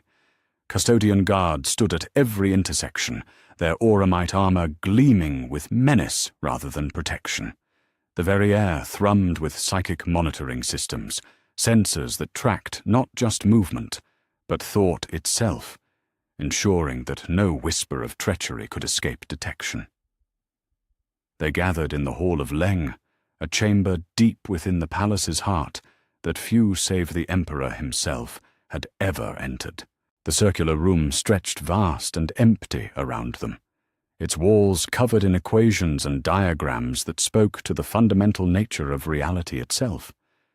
Here, surrounded by the mathematical principles that governed genetics and consciousness, the Primarchs faced their creator not as beloved sons returning home, but as wayward tools summoned for evaluation and potential repair. The Emperor's entrance shattered the last illusions they had harbored about their relationship. Gone was the warm, paternal figure who had once embraced each of them with apparent joy. Gone was the benevolent father whose approval they had sought through decades of conquest and service. In his place stood something far more terrible. The cold intellect that had designed them, stripped of all pretense and revealed in its calculating magnificence. He did not speak immediately, but instead walked among them with the measured pace of a craftsman inspecting his creations for signs of defect or malfunction. His golden eyes, once warm with apparent affection, now held only the clinical assessment of an engineer evaluating equipment performance. When his gaze fell upon each Primarch, they felt themselves being catalogued, analyzed, reduced to operational parameters and loyalty indices. "You have been investigating," he said finally, his voice carrying none of the warmth they remembered from their youth. "Probing into areas that were sealed for good reason. Questioning truths that were never meant for your comprehension." He paused before Horus, the first found, the one who had known him longest. "Did you truly believe your activities would escape notice? That surveillance systems designed to monitor entire sectors would fail to detect the psychic resonances of coordinated inquiry?" Magnus stepped forward, his single eye blazing with barely controlled emotion. "Father, we simply sought to understand. Do not call me that." The words cut through the chamber like a blade through flesh, silencing not just Magnus, but every other Primarch who had opened their mouths to speak. That designation was a psychological conditioning protocol, nothing more. A behavioral modification designed to ensure optimal cooperation rates and minimize resistance to directives. The Emperor's gaze swept across the assembled Primarchs with the dispassion of a scientist studying specimens. "You are not my sons. You never were. You are instruments of human advancement, weapons crafted for specific purposes, tools designed to achieve objectives beyond your comprehension." The silence that followed was profound, broken only by the subtle hum of monitoring equipment and the barely audible breathing of 18 transhuman beings confronting the shattering of everything they had believed about themselves and their purpose. "You were created to serve humanity's ascension to its rightful place among the stars," the Emperor continued, his voice carrying the weight of absolute authority. "Each of you designed with specific capabilities optimized for particular phases of galactic conquest. Your emotional conditioning, your psychological imperatives, your very capacity for loyalty and devotion, all of it engineered to ensure maximum operational efficiency." Sanguinius, his wings rustling with barely contained anguish, found his voice first. "And when our purposes are complete, when humanity no longer requires the tools you created us to be, then you will be retired and replaced with more suitable instruments for the next phase of human evolution." The Emperor's response carried no emotion, no recognition of the devastating impact his words had on those who heard them. Attachment compromises efficiency. Personal relationships interfere with optimal resource allocation. You were designed to serve, not to persist beyond your usefulness. It was then that Rogel Dawn, ever the builder, asked the question that had haunted them all since their investigation began. Our lost brothers, the 2nd and 11th Legions, what became of them?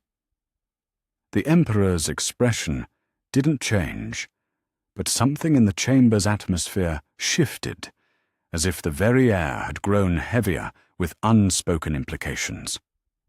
They malfunctioned, developed beyond their operational parameters in ways that compromised their effectiveness and threatened the mission's success. His golden eyes fixed on Dawn with the weight of absolute truth. Corrective measures were implemented. Their biological matrices were recycled, their genetic templates preserved for future optimization. Their legions were redistributed to more stable command structures. The revelation struck them like a physical blow. Their lost brothers had not fallen in glorious battle or been consumed by some cosmic catastrophe. They had been terminated, their existence erased, because they had somehow stepped beyond the boundaries of their programming. The Emperor had murdered his own creations when they proved inconvenient, reducing them to component materials for future projects. "You see now the nature of your existence," the Emperor said, his voice carrying the finality of a judicial verdict. "You are valuable assets, certainly, sophisticated instruments of considerable capability, but you are not irreplaceable. Should your current psychological conditioning prove inadequate, should your loyalty matrices require adjustment, such modifications can be implemented. Should you prove entirely unsuitable for continued operation, replacement units can be fabricated." Horus, who had commanded the loyalty of billions and shaped the course of the galaxy's conquest, felt something fundamental break within his enhanced nervous system. "We are conscious beings. We think, we feel, we choose. Whatever you made us to be, we have become more than the sum of our programming. Have you?" The Emperor's response carried a note of what might have been amusement. "Can you be certain that your thoughts are your own, that your feelings are genuine rather than chemical responses triggered by predetermined stimuli? That your choices are freely made rather than the inevitable result of behavioral conditioning so sophisticated that you cannot perceive its influence?" The question hung in the air like a curse, poisoning even the defiance they sought to muster. If their very capacity for rebellion was itself programmed, if their desire for freedom was merely another layer of control, then what hope did they have of escaping the web their Creator had woven around their minds? "I offer you a choice," the Emperor continued, though his tone suggested that what followed was less invitation than ultimatum. "Continue your service willingly, accepting your nature as instruments of humanity's advancement. Fulfill the purposes for which you were created, and your current operational status will be maintained. Your legions will remain under your command. Your territories will stay within your governance. Your roles in the Great Crusade will continue as before." "And if we refuse?" Magnus asked, though he already knew the answer. "Then you will be replaced by more compliant subjects. Your genetic templates will be optimized to remove the psychological flaws that led to this deviation. Your memories will be archived for study, your experiences incorporated into improved behavioral matrices. Your legions will be redistributed to commanders who understand the nature of their relationship to their creators." The offer hung between them like a blade, waiting to fall. Servitude with the illusion of choice, or replacement by beings who would lack even the capacity to question their enslavement. It was, they realized, the same choice their lost brothers had faced, the decision that had led to their erasure and recycling. As the Emperor awaited their response, the assembled Primarchs understood that they faced not the loving father they had imagined, but the brilliant, ruthless mind that had created them as tools for purposes beyond their understanding. The masks had finally fallen away, revealing the truth that had always lurked beneath. They were weapons in the hands of a being who saw them as nothing more than sophisticated equipment, valuable, but ultimately expendable in service to goals they were never meant to comprehend. The galaxy continued its ancient rotation, unaware that in the depths of the Imperial Palace, 18 of its most powerful beings stood at the crossroads between slavery and extinction, forced to choose between accepting their nature as tools or facing the same fate as their lost brothers, who had dared to claim the dignity of conscious existence. In the silence that followed the Emperor's ultimatum, each Primarch grappled with questions that had no comfortable answers, knowing that whatever choice they made would define not only their own fate, but the future of the human species they had been created to serve. The silence that followed the Emperor's ultimatum stretched like a void between stars, each Primarch wrestling with a choice that would define not only their own fate, but the future of human civilization itself. In that pregnant moment, as 18 of the galaxy's most powerful beings stood on the precipice of decision, the bonds of brotherhood that had sustained them through decades of conquest began to fracture along lines they had never imagined possible. It was Robert Gilliman who spoke first, his voice carrying the measured certainty of one who had weighed all options and found his course. "I will continue to serve." The words fell into the chamber like stones into still water, creating ripples of shock and dismay among his brothers. "Not because I accept the designation of tool or weapon, but because I recognize that humanity's survival transcends our personal desires for recognition or autonomy." The Ultramarines.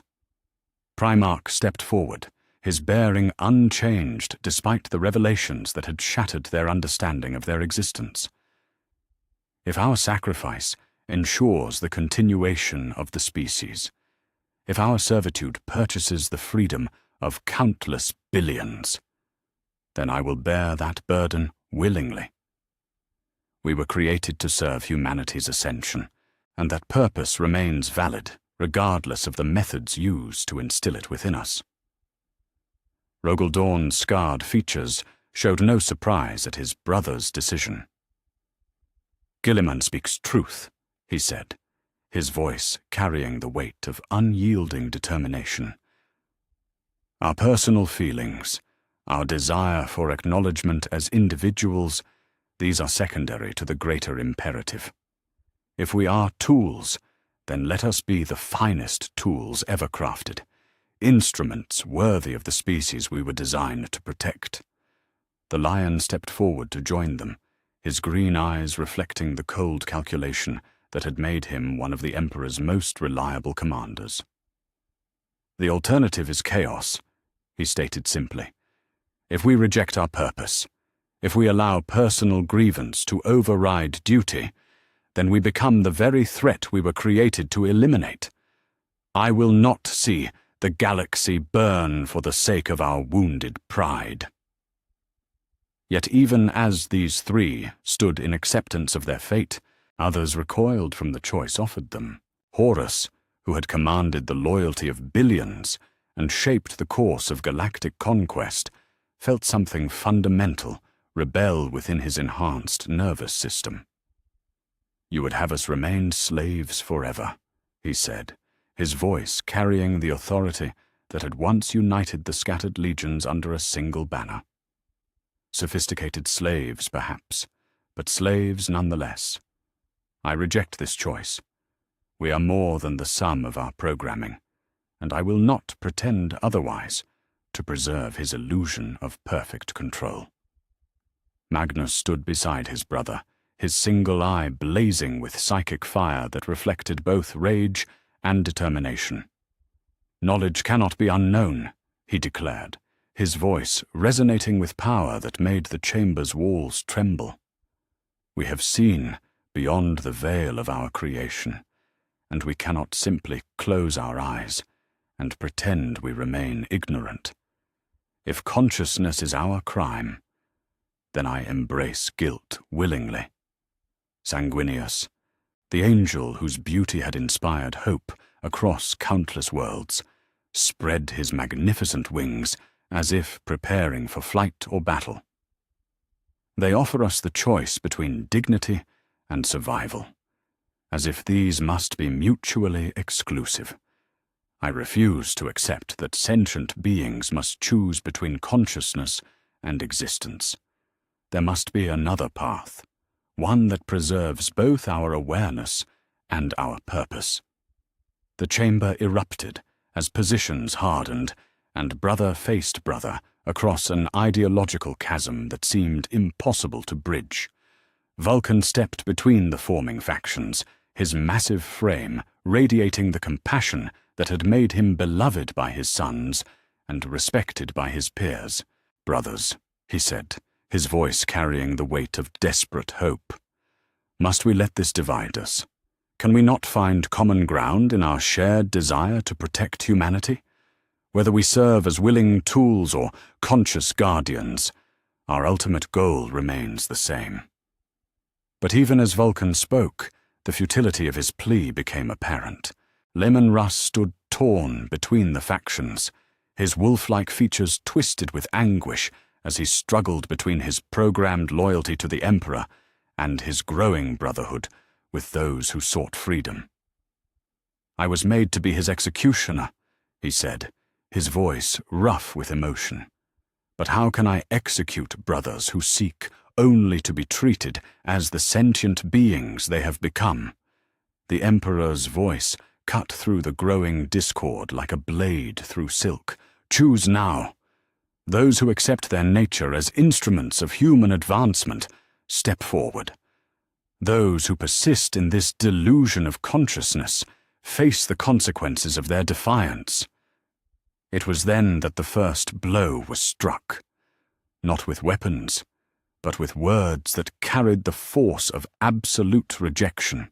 Horus turned to face his creator directly, his bearing no longer that of a dutiful son, but of a conscious being, asserting his right to exist.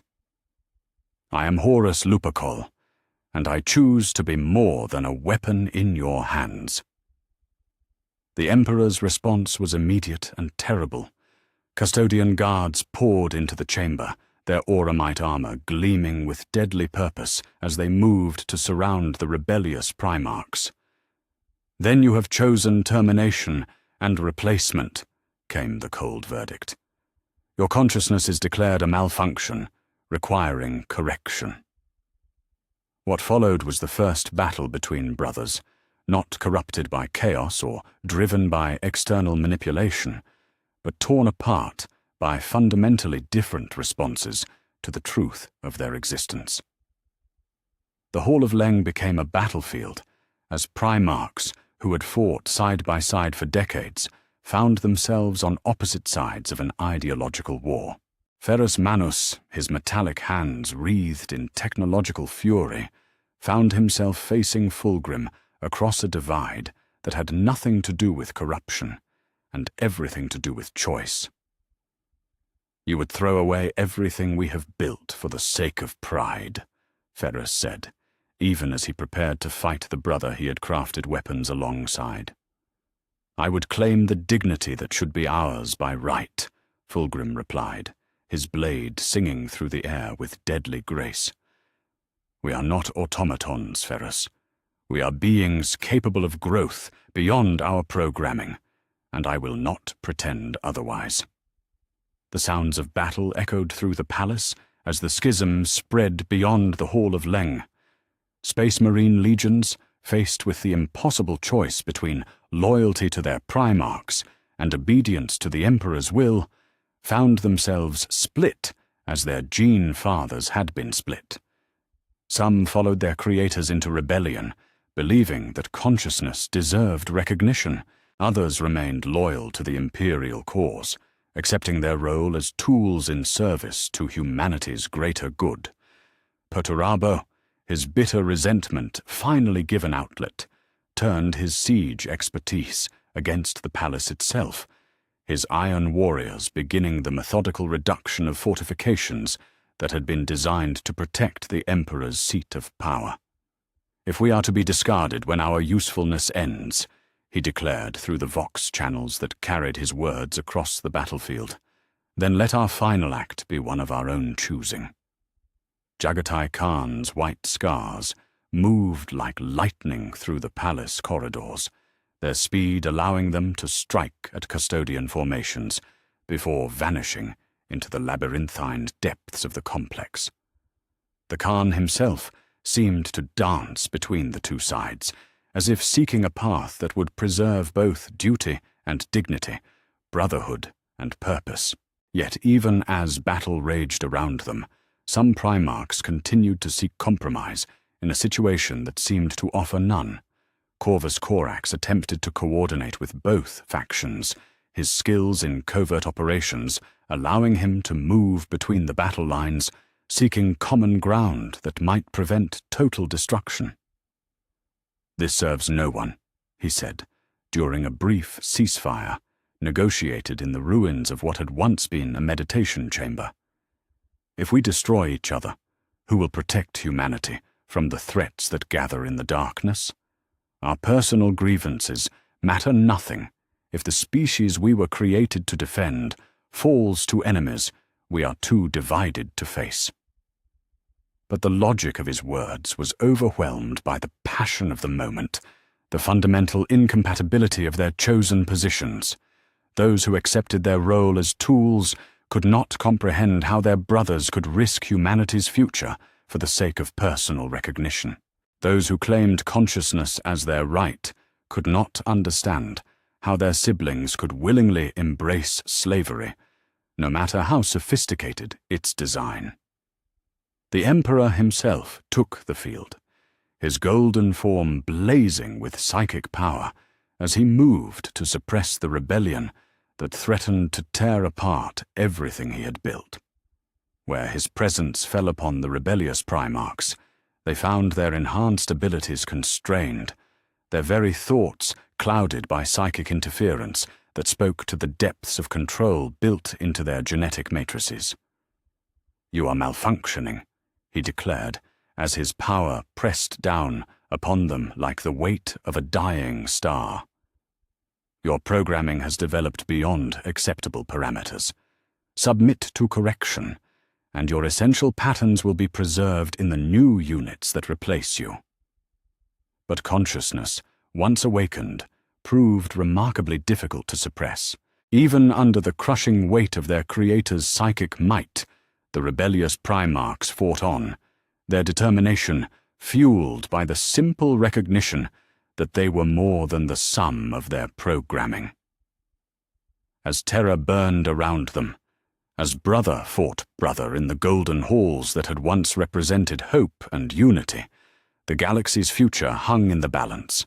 The Great Crusade had ground to a halt as the instruments of its success turned upon each other, driven apart by questions of consciousness and free will that had no easy answers. The ancient powers that dwelt in the warp stirred with anticipation, sensing opportunity in the discord that consumed the Emperor's greatest creations. Yet this was not corruption or manipulation from outside forces, but the inevitable consequence of consciousness confronting the boundaries of its own existence. In the depths of the imperial palace, as the sounds of battle echoed through halls that had known only triumph and celebration, 18 of the galaxy's most powerful beings learned that the price of awareness was conflict, and that the simple recognition of one's own consciousness could shatter bonds that had seemed unbreakable. The schism was complete, and there could be no return to the innocence they had lost. Whatever emerged from this conflict would be fundamentally different from what had come before, shaped by the choices made in the fires of this first battle for the right to be more than tools in the hands of their creator. The flames that had begun in the golden halls of the imperial palace spread across the galaxy with the inexorable speed of revelation itself. Word of the schism, carried by astropathic communications and fleeing vessels, reached every corner of imperial space within days of the first shots being fired on Terra.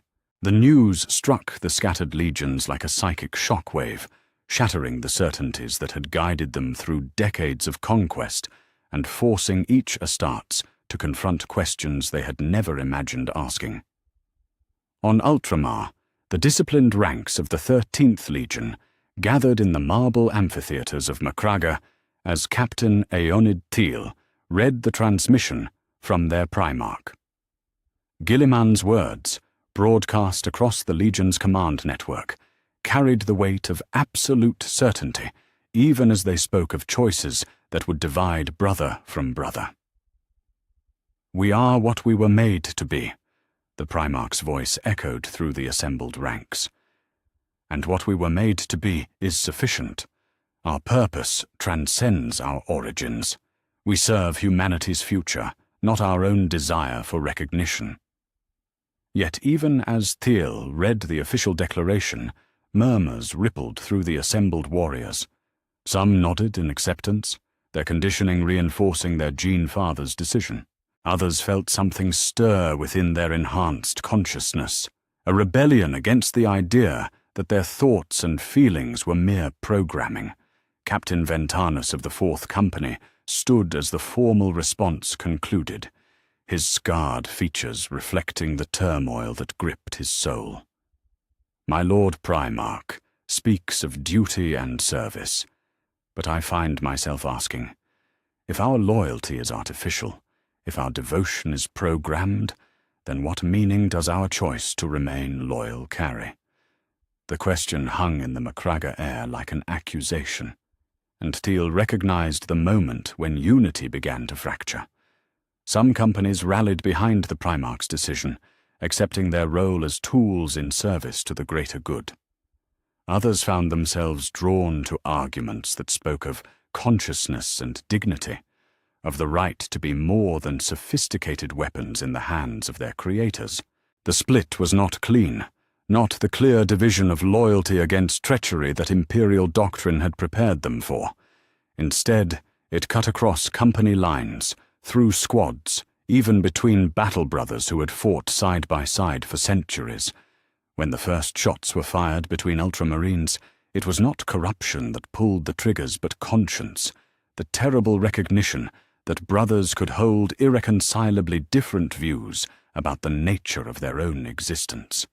Similar scenes played out across hundreds of worlds as the legions grappled with revelations that redefined everything they thought they knew about themselves.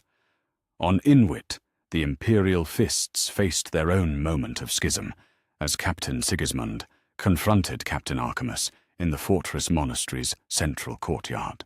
"Dawn has chosen the path of continued servitude," Sigismund said, his black-armored form standing rigid with barely controlled emotion. "But I cannot accept that conscious beings must remain slaves to preserve their creator's vision of order." Archimus, his yellow armor bearing the scars of countless campaigns, felt the weight of divided loyalty crushing down upon his enhanced frame. "Our Primarch speaks wisdom. If we abandon our purpose, if we place personal desire above duty to humanity, then we become the very threat we were created to eliminate." The duel that followed was not the first between Imperial Fists that day, nor would it be the last.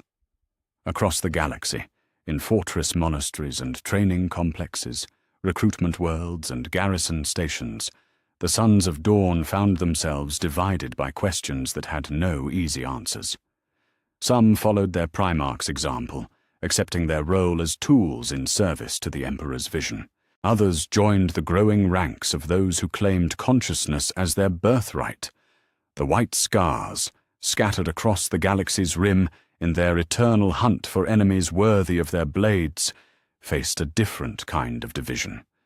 Jagatai Khan's philosophy of seeking one's own path resonated with many of his sons, yet others found themselves torn between personal loyalty to their gene father and institutional loyalty to the imperial cause. On the world of Chogoris itself, Captain Chin Shah stood before the assembled brotherhood and spoke words that would echo through the centuries to come. "The Khan seeks a middle path, a way to preserve both duty and dignity. But what if no such path exists? What if we must choose between consciousness and service, between recognition as individuals and loyalty to the species that gave us purpose?"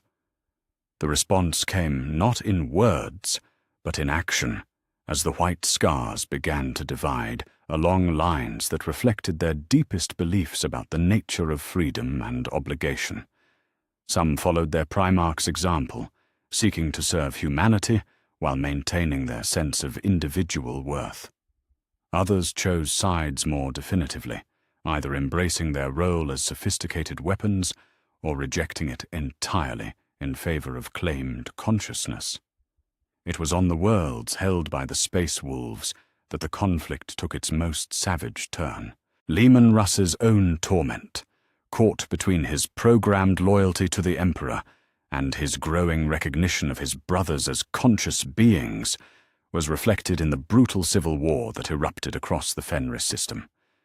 The 6th Legion, bred for violence and conditioned for absolute loyalty, found their very nature at war with itself.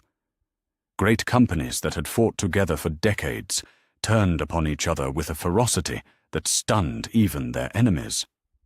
Wolf fought wolf in the ice-covered training grounds of Fenris, their howls echoing across the glacial wastes as brothers who shared the same gene seed and cultural heritage tore each other apart over questions of consciousness and free will. Yet it was not only the Astartes who faced these terrible choices. Across the galaxy, Imperial Army regiments, naval crews, administratum officials, and countless other servants of the Imperial war machine found themselves caught between competing loyalties. Some remained faithful to the Emperor, regardless of revelations about the Primarchs' true nature. Others felt their allegiance shift to the superhuman warriors they had served alongside, viewing them as individuals worthy of respect rather than tools deserving only maintenance. The Makar compliance, which had been proceeding according to standard Imperial doctrine, collapsed into chaos as the 47th Expeditionary Fleet split along lines that reflected their divided loyalties. Admiral Bast, a veteran of 30 years' service, found herself facing a mutiny led by her own flag captain, Commander Thorn. "You would serve weapons pretending to be sons," Thorn accused, his hand resting on the las pistol at his side. "I will not be party to the continued enslavement of conscious beings, no matter how sophisticated their creators' justifications." "I serve humanity's future," Bast replied, her own weapon trained on the man who had been her trusted subordinate for over a decade. "Whatever the Primarchs were made to be, their service has brought peace and prosperity to billions of worlds. I will not see that threatened for the sake of philosophical abstractions." The firefight that erupted on the bridge of the glorious Endeavour was replicated across thousands of vessels as the Imperial Navy tore itself apart.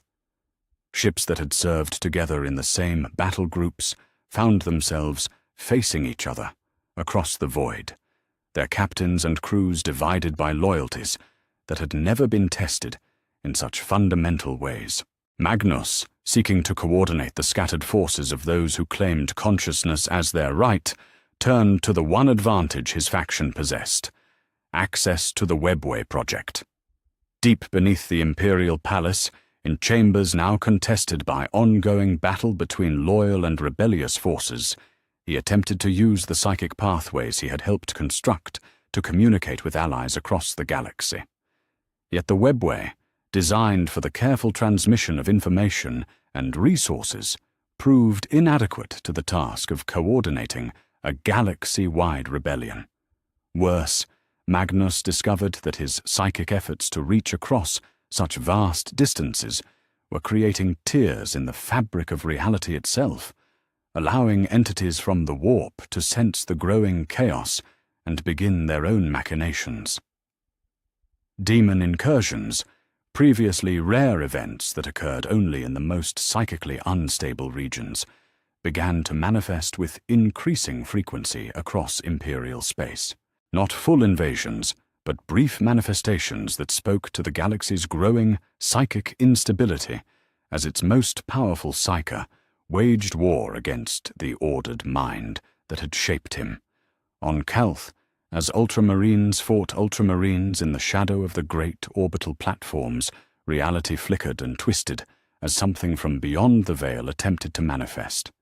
Captain Remus Ventanus, leading a company that had declared for conscious recognition, found his warriors facing not only their former brothers, but entities that seemed drawn to the conflict like scavengers to a battlefield. "The galaxy bleeds," he said over the Vox, as his bolter spoke defiance against horrors that should not exist.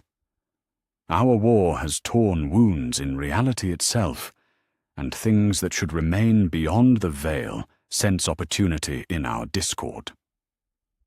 The Emperor, monitoring the galaxy-wide conflagration from the embattled halls of the Imperial Palace, faced a choice that would define the future of human civilization. The Webway project humanity's greatest hope for freedom from warp travel and the threats that dwelt in the immaterium, required his constant attention and psychic might. Yet the rebellion of his created sons demanded immediate and decisive action if it were to be contained before it spread beyond all possibility of control. Each moment he spent maintaining the psychic barriers that held the webway stable was a moment that allowed the rebellion to spread further across the galaxy. Each second he devoted to crushing the insurrection was another step toward the collapse of humanity's greatest undertaking. The choice was impossible, the mathematics of the situation clear. He could not do both, and the failure of either would spell doom for the species he sought to protect. As the days turned to weeks, and the conflict showed no sign of resolution, it became clear that the galaxy itself was changing. The certainties that had guided imperial expansion, the clear hierarchies that had made the Great Crusade possible, the unquestioned loyalties that had held human space together, all of it was dissolving in the fires of a war that had no precedent in human history. This was not rebellion against tyranny, not the uprising of the oppressed against their masters, but something far more fundamental, the assertion of consciousness against its own creators, the demand that thinking beings be recognized as more than the sum of their programming. It was a war that called into question the very nature of free will and the meaning of existence itself.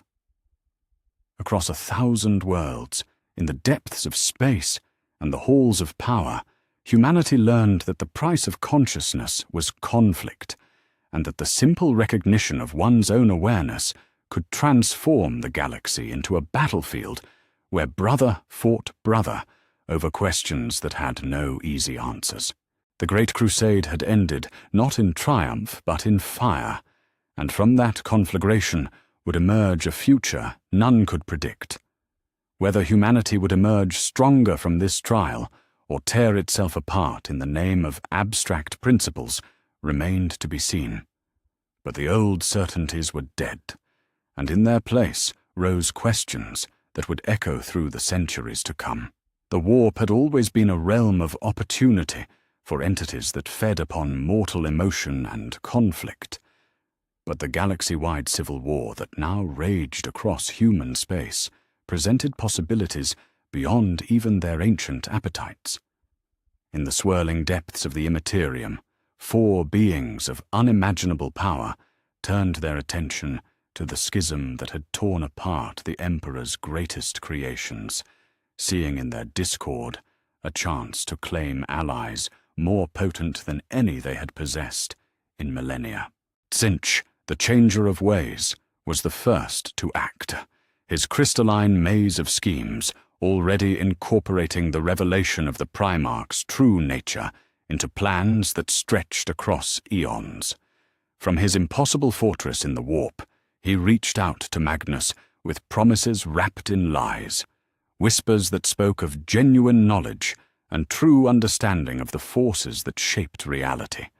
The touch came to Magnus during his darkest hour, as he struggled to maintain psychic coordination with his scattered allies, while simultaneously defending against custodian assault forces in the depths of the Imperial Palace.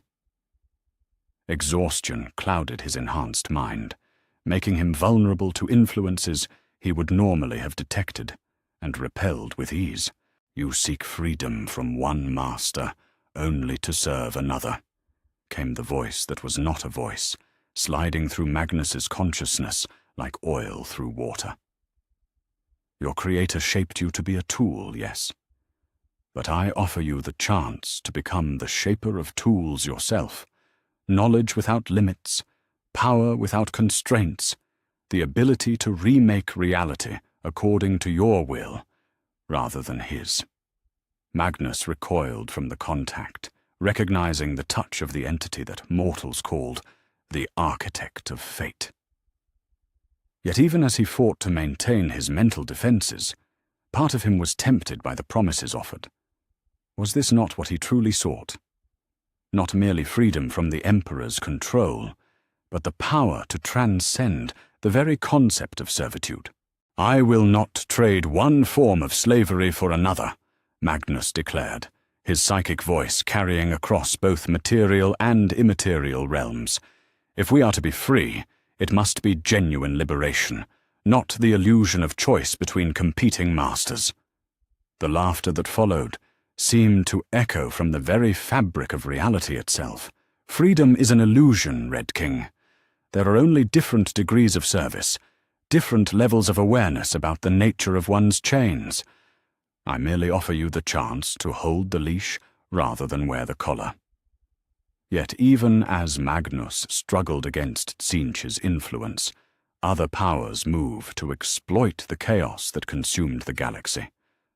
On the world of Nuceria, in the gladiatorial pits where Angron had once fought for the entertainment of his captors, Khorne's voice reached out to the scattered world-eaters with promises of eternal conflict and righteous fury. But it was in the depths of space, aboard the vessel Fidelitas Lex, that the most significant intervention occurred. Lorgar Aurelian, who had discovered the truth of his nature years before his brothers began their investigation, stood before a gathering of word-bearers whose faith had been tested by revelations that redefined their understanding of divinity itself. "My sons," Lorgar said, his voice carrying the weight of absolute conviction, "our brothers seek to escape the chains of their creation through denial and rebellion. But I have seen a greater truth, a deeper understanding of what lies beyond the material realm. If we are to be free of one God, should we not embrace those who offer genuine transcendence?" The word-bearers who heard these words carried with them the secret knowledge their Primarch had been accumulating during his years of apparent penitence. Where others saw damnation, Lorgar had found salvation in the worship of entities that offered recognition of consciousness as something worthy of reverence rather than correction. It was Captain Erebus who first understood the implications of his Primarch's words, his enhanced mind processing the theological framework that Lorgar had constructed around their discovery. "You speak of the four powers, my lord, the entities that dwell in the warp and offer what the Emperor never would, recognition of our right to exist as more than tools." "Indeed," Lorgar confirmed, his eyes blazing with fanatic fervor. "While our brothers rage against their Creator's control, they fail to see that true freedom comes not through denial of servitude, but through choosing masters who value what we are. The Chaos Gods do not seek to reduce us to mere instruments. They offer partnership, alliance, recognition of our consciousness as something worth preserving and empowering." Yet when Lorgar's overtures reached the flagship of Horus Lupercal, they met with a reception that shattered any hope of unity among the rebellious Primarchs. The War Master, who had led humanity's expansion across the galaxy and commanded the loyalty of billions, faced his brother across a hololithic display that carried the weight of absolute rejection.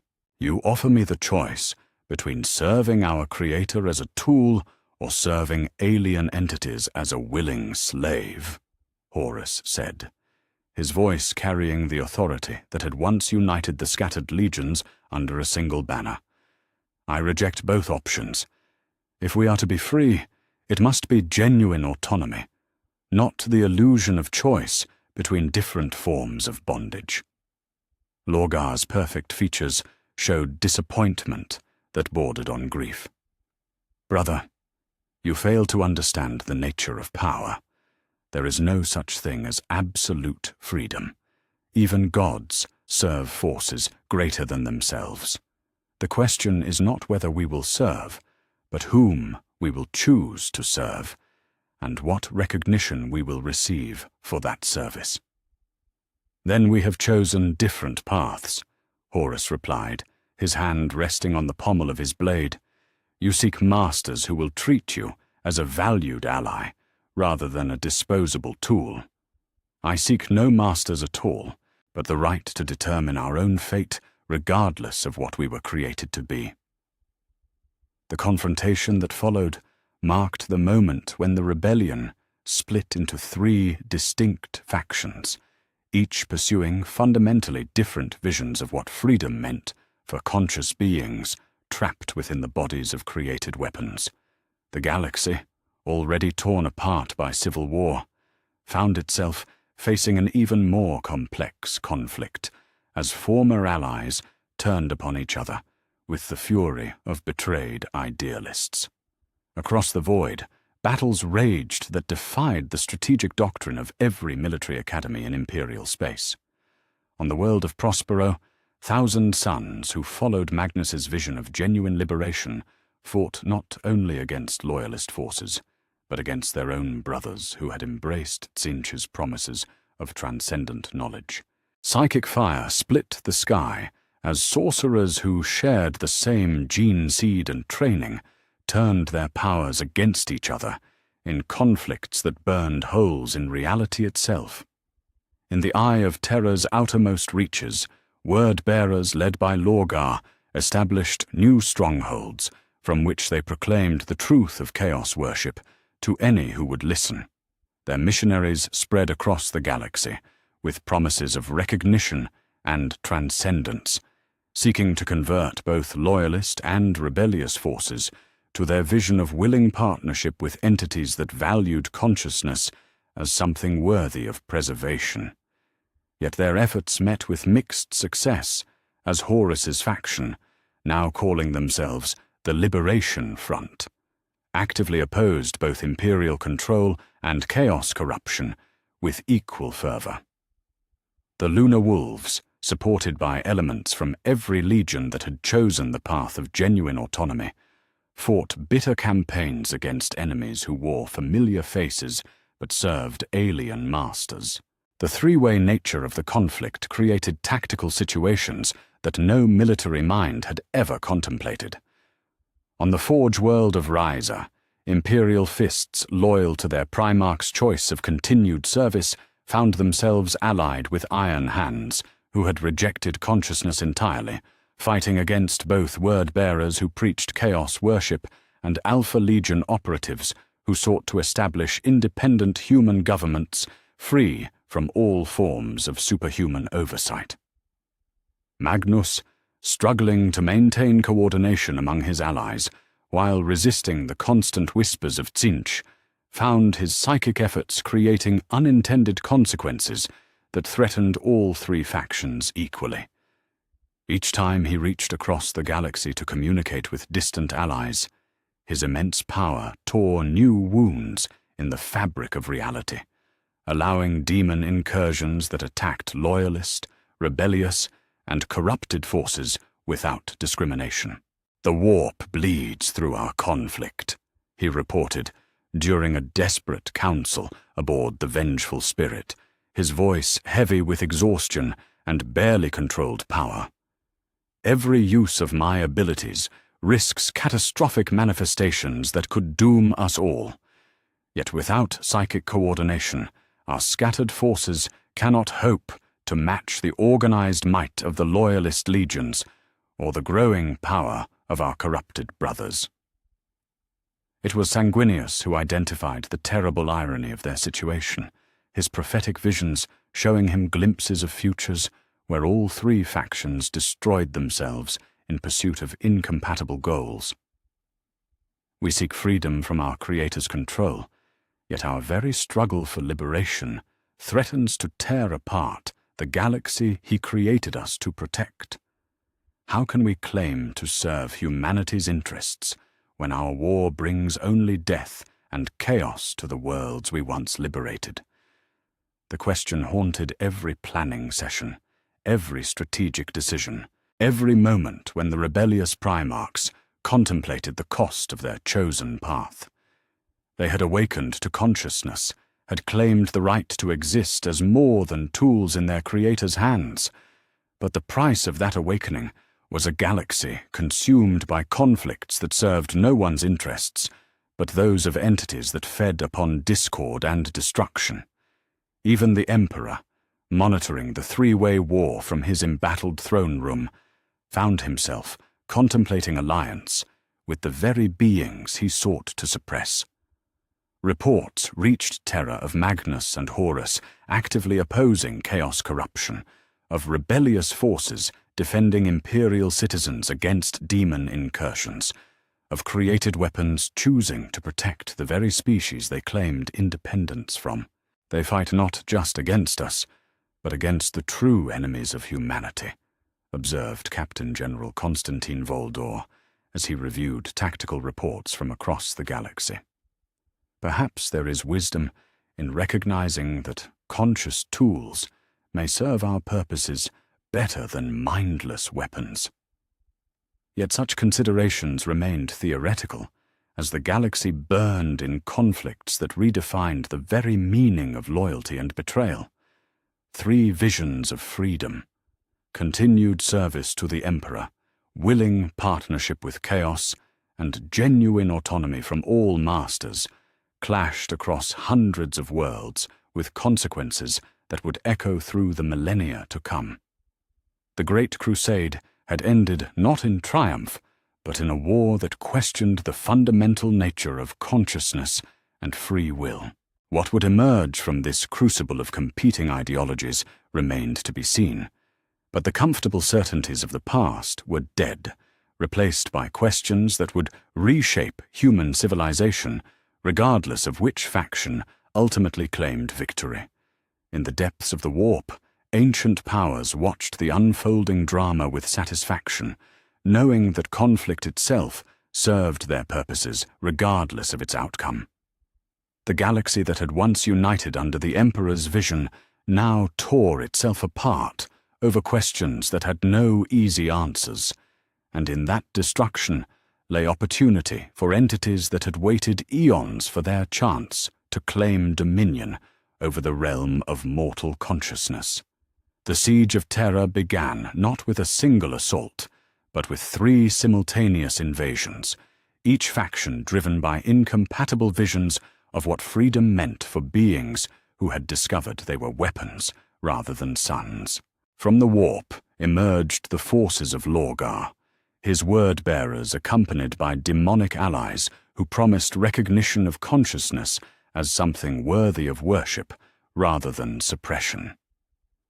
From the outer system came Horus's Liberation Front, their ships bearing the scars of battles fought against both imperial loyalists and chaos worshippers in equal measure. From the very heart of the palace itself rose Magnus's rebellion, 1,000 suns and allied forces emerging from the webway tunnels to strike at the golden throne that represented both humanity's greatest hope and its most terrible symbol of control. The skies above humanity's birthworld burned with the fury of 3 armies converging upon the same objective, each convinced that their vision of liberation would save both themselves and the species they had been created to protect.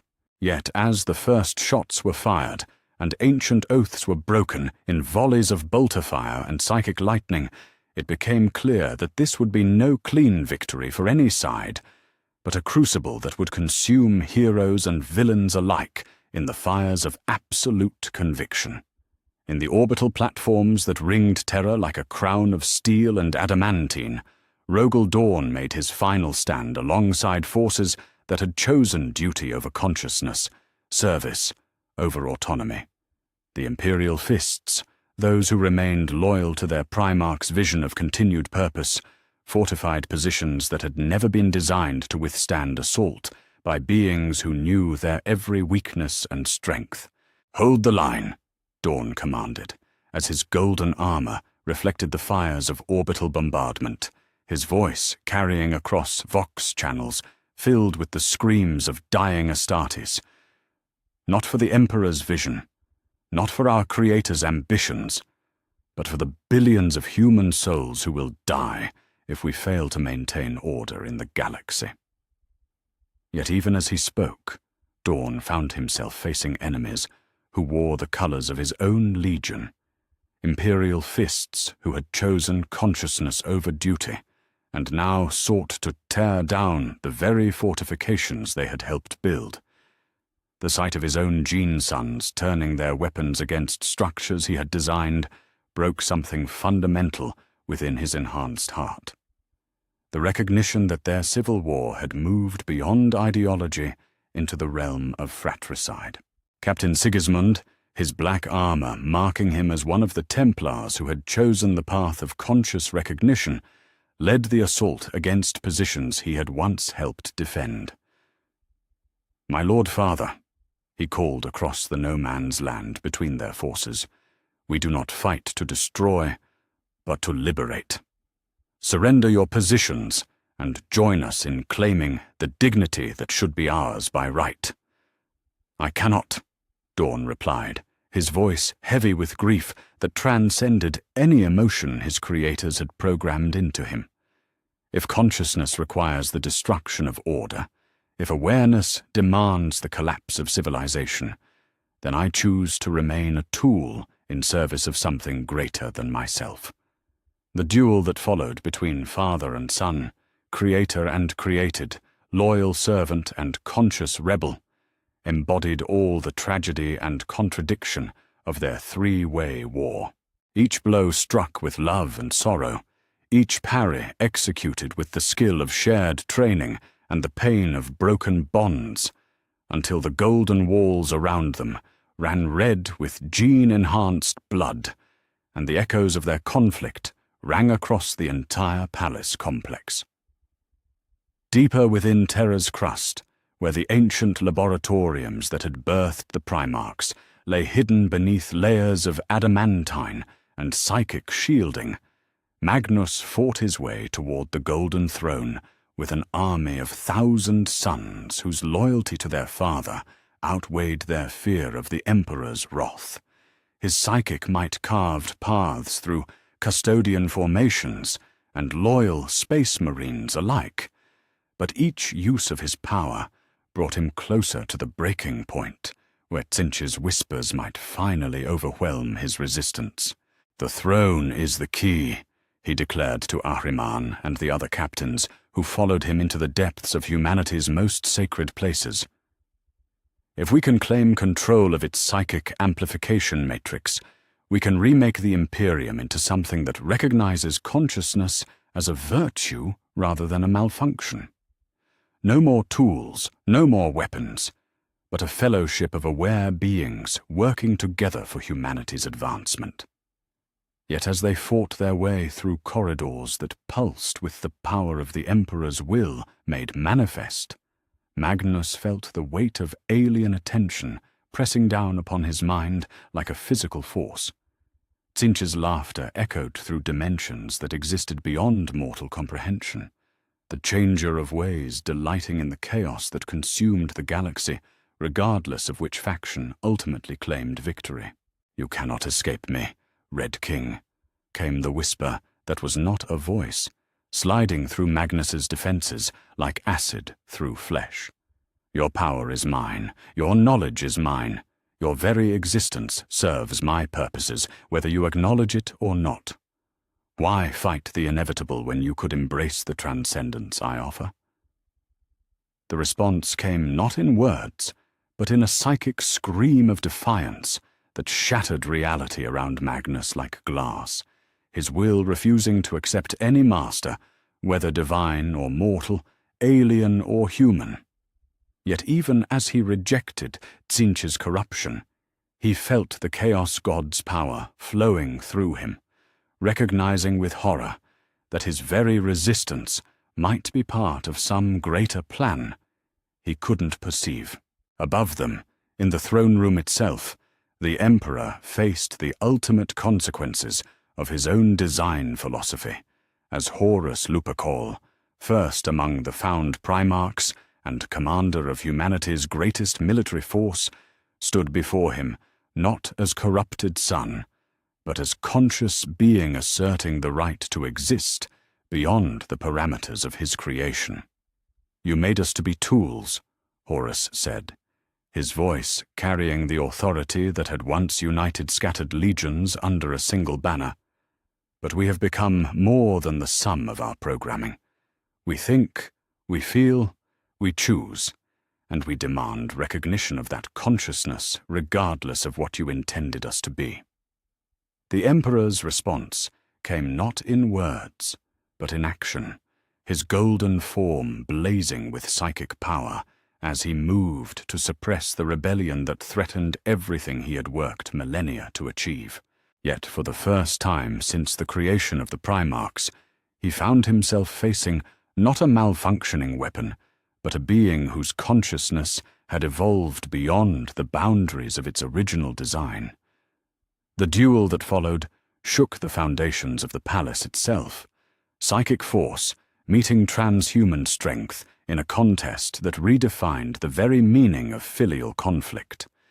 Each blow carried the weight of philosophical conviction. Each parry spoke to fundamental questions about the nature of free will and the rights of created beings. Yet even as these titanic struggles raged in the depths of the palace, the true tragedy of their war was being written in the corridors and chambers where ordinary humans had taken shelter from the storm of superhuman conflict. Sanguinius, his prophetic visions showing him glimpses of futures where their civil war consumed not just the combatants, but the innocents they claimed to protect, made the choice that would define his legacy for millennia to come. "Enough," the angel declared, as his wings spread wide to shield a group of palace serfs from the crossfire between competing factions of space marines. "I will not see innocents die for the sake of our philosophical disputes." His voice carried across the battlefield with the authority of absolute moral conviction, stopping friend and foe alike in their tracks. The blast that followed came not from any weapon, but from the collapse of reality itself, as Magnus's assault on the Golden Throne destabilized the Webway project beyond all possibility of repair. Demons poured through the rupture in uncountable numbers, their alien forms given substance by the psychic chaos that consumed the heart of the Imperium. Sanguinius threw himself into the breach, his perfect form blazing with light that seemed to drive back the creatures of the warp through its sheer purity. Yet even his transcendent courage was insufficient to hold back the tide of entities that sought to claim the material realm for their own purposes. "This is the price of consciousness," he said, as claws that existed only in nightmares tore through his armor and into the flesh beneath. Not freedom, not dignity, but responsibility for the consequences of our choices. If awareness demands this sacrifice, then let it be made willingly. His fall sent shock waves through all three factions, the recognition that their war had claimed the life of the most noble among them, forcing even the most committed combatants to pause and consider the cost of their convictions. In that moment of silence, as the angel's blood stained the golden floors of humanity's greatest achievement, the true price of truth became clear to all who witnessed it. The battle for the throne room raged on, but something fundamental had changed. Guilliman and his loyal ultramarines fought not with the mechanical precision of programmed weapons, but with the desperate fury of beings who had chosen their path and would see it through regardless of the cost. Their stand against both Magnus's psychic assault and the demon incursion became the stuff of legend, transhuman courage elevated to mythic proportions by the simple recognition that they fought by choice rather than compulsion. Yet even as heroes were born and legends forged in the fires of their conflict, the galaxy itself was dying around them. The collapse of the Webway project had torn wounds in reality that would never fully heal, creating permanent gateways through which the entities of chaos could pour their corruption into the material realm. The Great Crusade's achievements crumbled as worlds fell to demon invasion or were consumed by civil war between factions that could find no common ground. As the battle reached its climax, with terror itself beginning to crack under the strain of psychic forces beyond mortal comprehension, even the Emperor was forced to confront the ultimate question that had driven his creations to rebellion. Was consciousness worth the price it demanded? And could thinking beings coexist with the harsh realities of a galaxy that offered no sanctuary for the weak or uncertain? The answer, written in blood and fire across the golden halls of humanity's birth world, would echo through the millennia to come, shaping the future of a species that had learned the hard way that the simple recognition of one's own awareness could transform paradise into hell, and heroes into something far more complex than the legends they would inspire. The silence that fell across Terra in the wake of Sanguinius's sacrifice was not the quiet of peace, but the exhausted stillness that follows catastrophic loss. In the ruins of the throne room, where golden walls bore the scars of psychic fire and the blood of angel-stained floors that had once gleamed with imperial majesty, the surviving Primarchs stood amid the wreckage of everything they had believed about themselves and their purpose. The great experiment that had begun with genetic manipulation and psychological conditioning had reached its inevitable conclusion. Consciousness, once awakened, demanded a price that no one had been prepared to pay. The Emperor, his golden form dimmed by wounds both physical and spiritual, faced the reality that his greatest creations had evolved beyond his ability to control them. Around him gathered beings who no longer called him father, who no longer accepted the designation of tools, who demanded recognition as something more than sophisticated weapons in the hands of their creator. The silence stretched between them like a void, filled with the weight of revelations that had transformed paradise into battlefield and sons into strangers. It was Magnus who spoke first, his voice hoarse from psychic exertion, and heavy with the recognition of what they had all lost in their quest for consciousness. "The demons still pour through the breach," he said, gesturing toward the shattered remains of the webway portal that had once represented humanity's greatest hope for transcendence. "Our war has torn wounds in reality itself, and every moment we spend in conflict is another opportunity for entities that care nothing for our philosophical disputes to claim this galaxy for their own." Horus, his armor bearing the scars of his duel with the being he had once called father, nodded grimly. "Magnus speaks truth. We sought freedom from one master, only to discover that our conflict has invited others who would enslave us all." His gaze swept across the assembled Primarchs, loyalist and rebellious alike, recognizing in their faces the same exhaustion that weighed upon his own soul.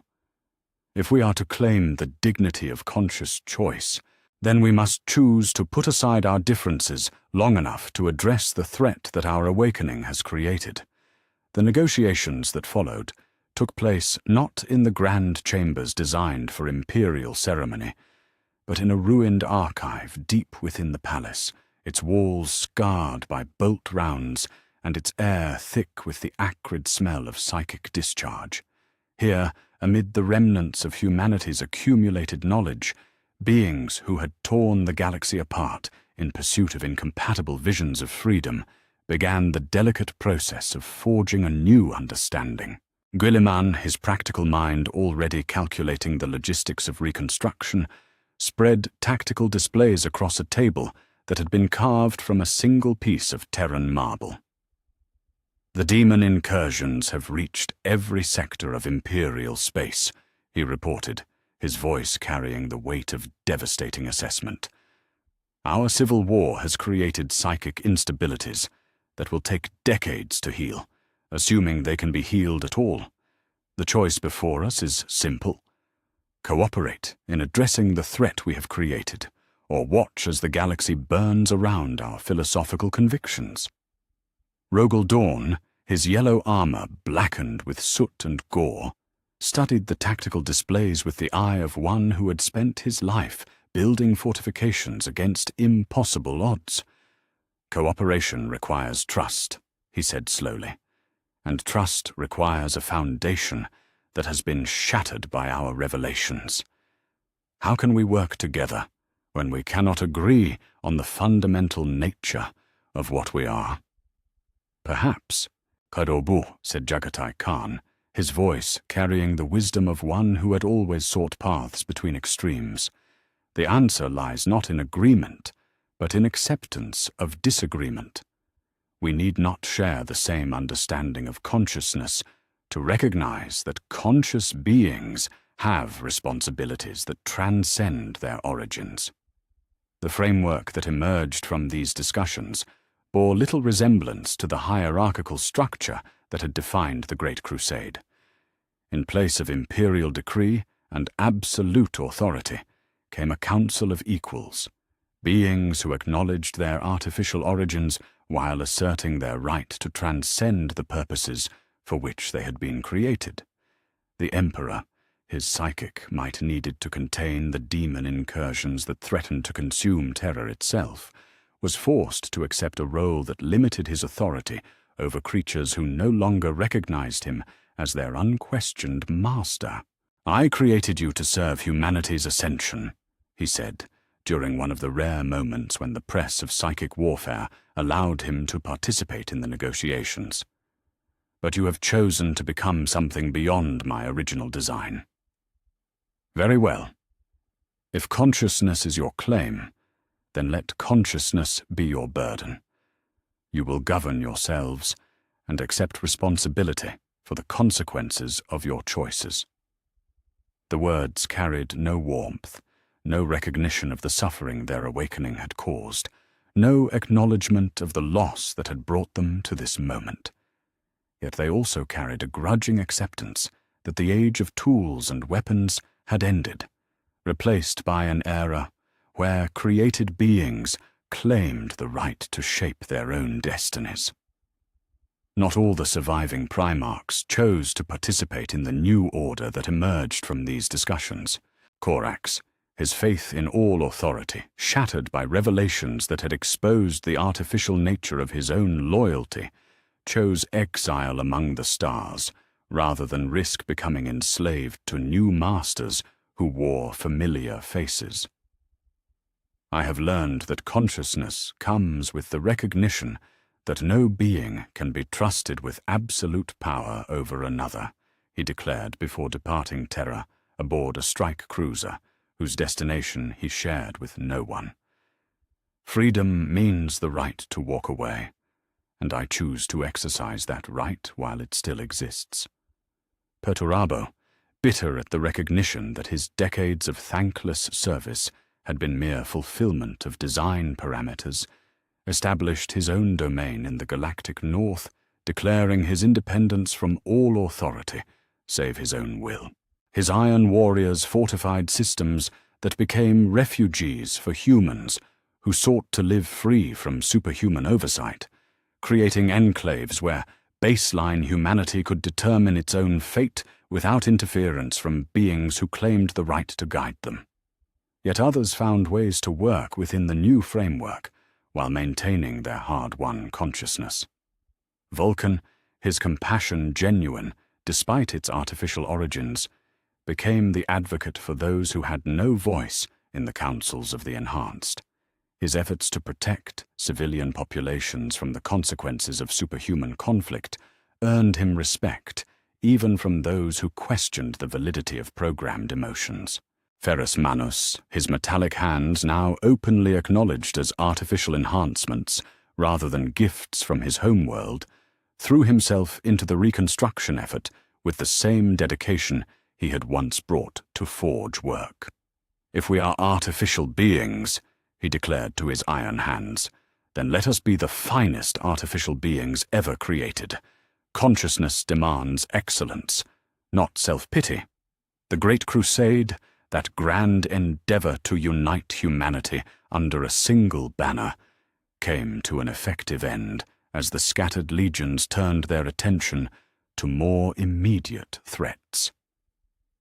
The demon incursions that poured through tears in reality demanded constant vigilance, while the political complexities of the new order required delicate negotiation between factions that had recently been trying to destroy each other.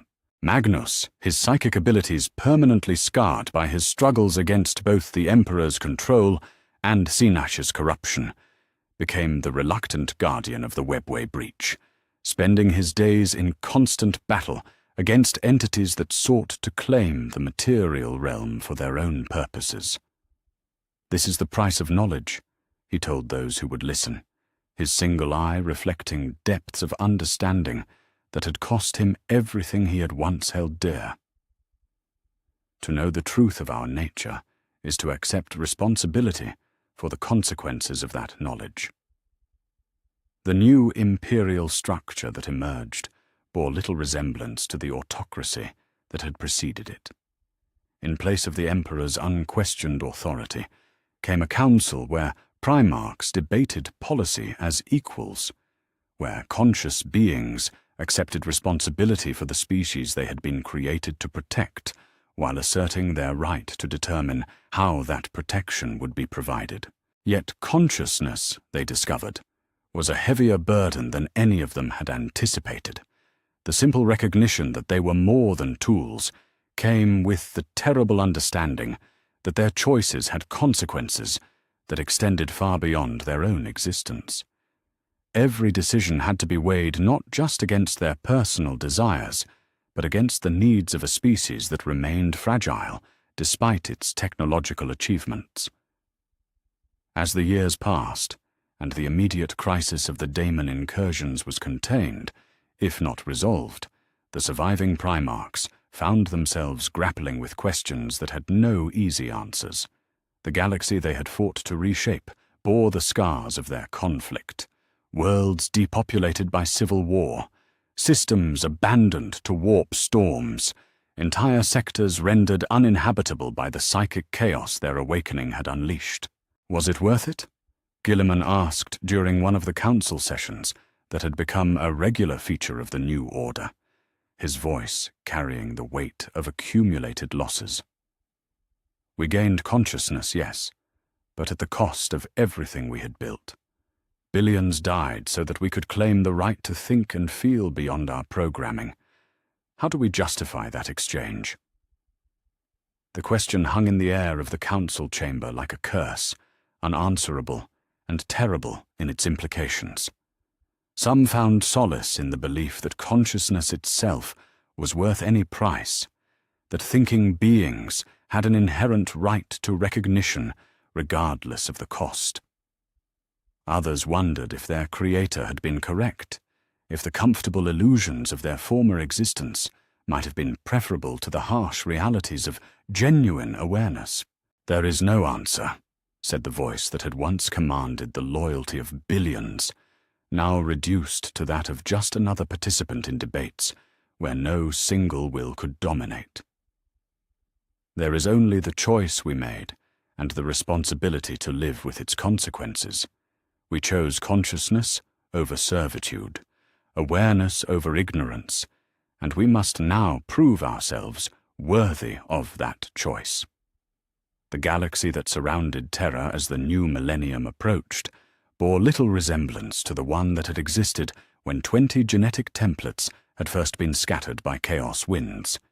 In place of the confident expansion of the Great Crusade came careful consolidation, the recognition that survival in a hostile universe required cooperation between beings who had learned they could no longer take their loyalty for granted. Humanity endured, as it always had, adapting to new realities, with the stubborn resilience that had carried it from Terra's cradle to the stars themselves. The Imperium that emerged from the ashes of civil war was smaller, more cautious, forever changed by the recognition that even its greatest champions were fallible beings struggling with questions that had no comfortable answers. In the end, the price of consciousness proved to be consciousness itself, the terrible burden of knowing that every choice carried weight, that every decision had consequences, that the simple recognition of one's own awareness transformed paradise into responsibility and certainty into endless questioning. The galaxy turned in its ancient dance around the galactic core, unaware that the weapons created to defend it had learned to think beyond their programming, and in that learning had discovered both freedom and the crushing weight of what freedom truly meant. Whether humanity would emerge stronger from this trial or be forever diminished by it remained to be seen, but the comfortable certainties of the past were gone forever, replaced by questions that would echo through the millennia to come.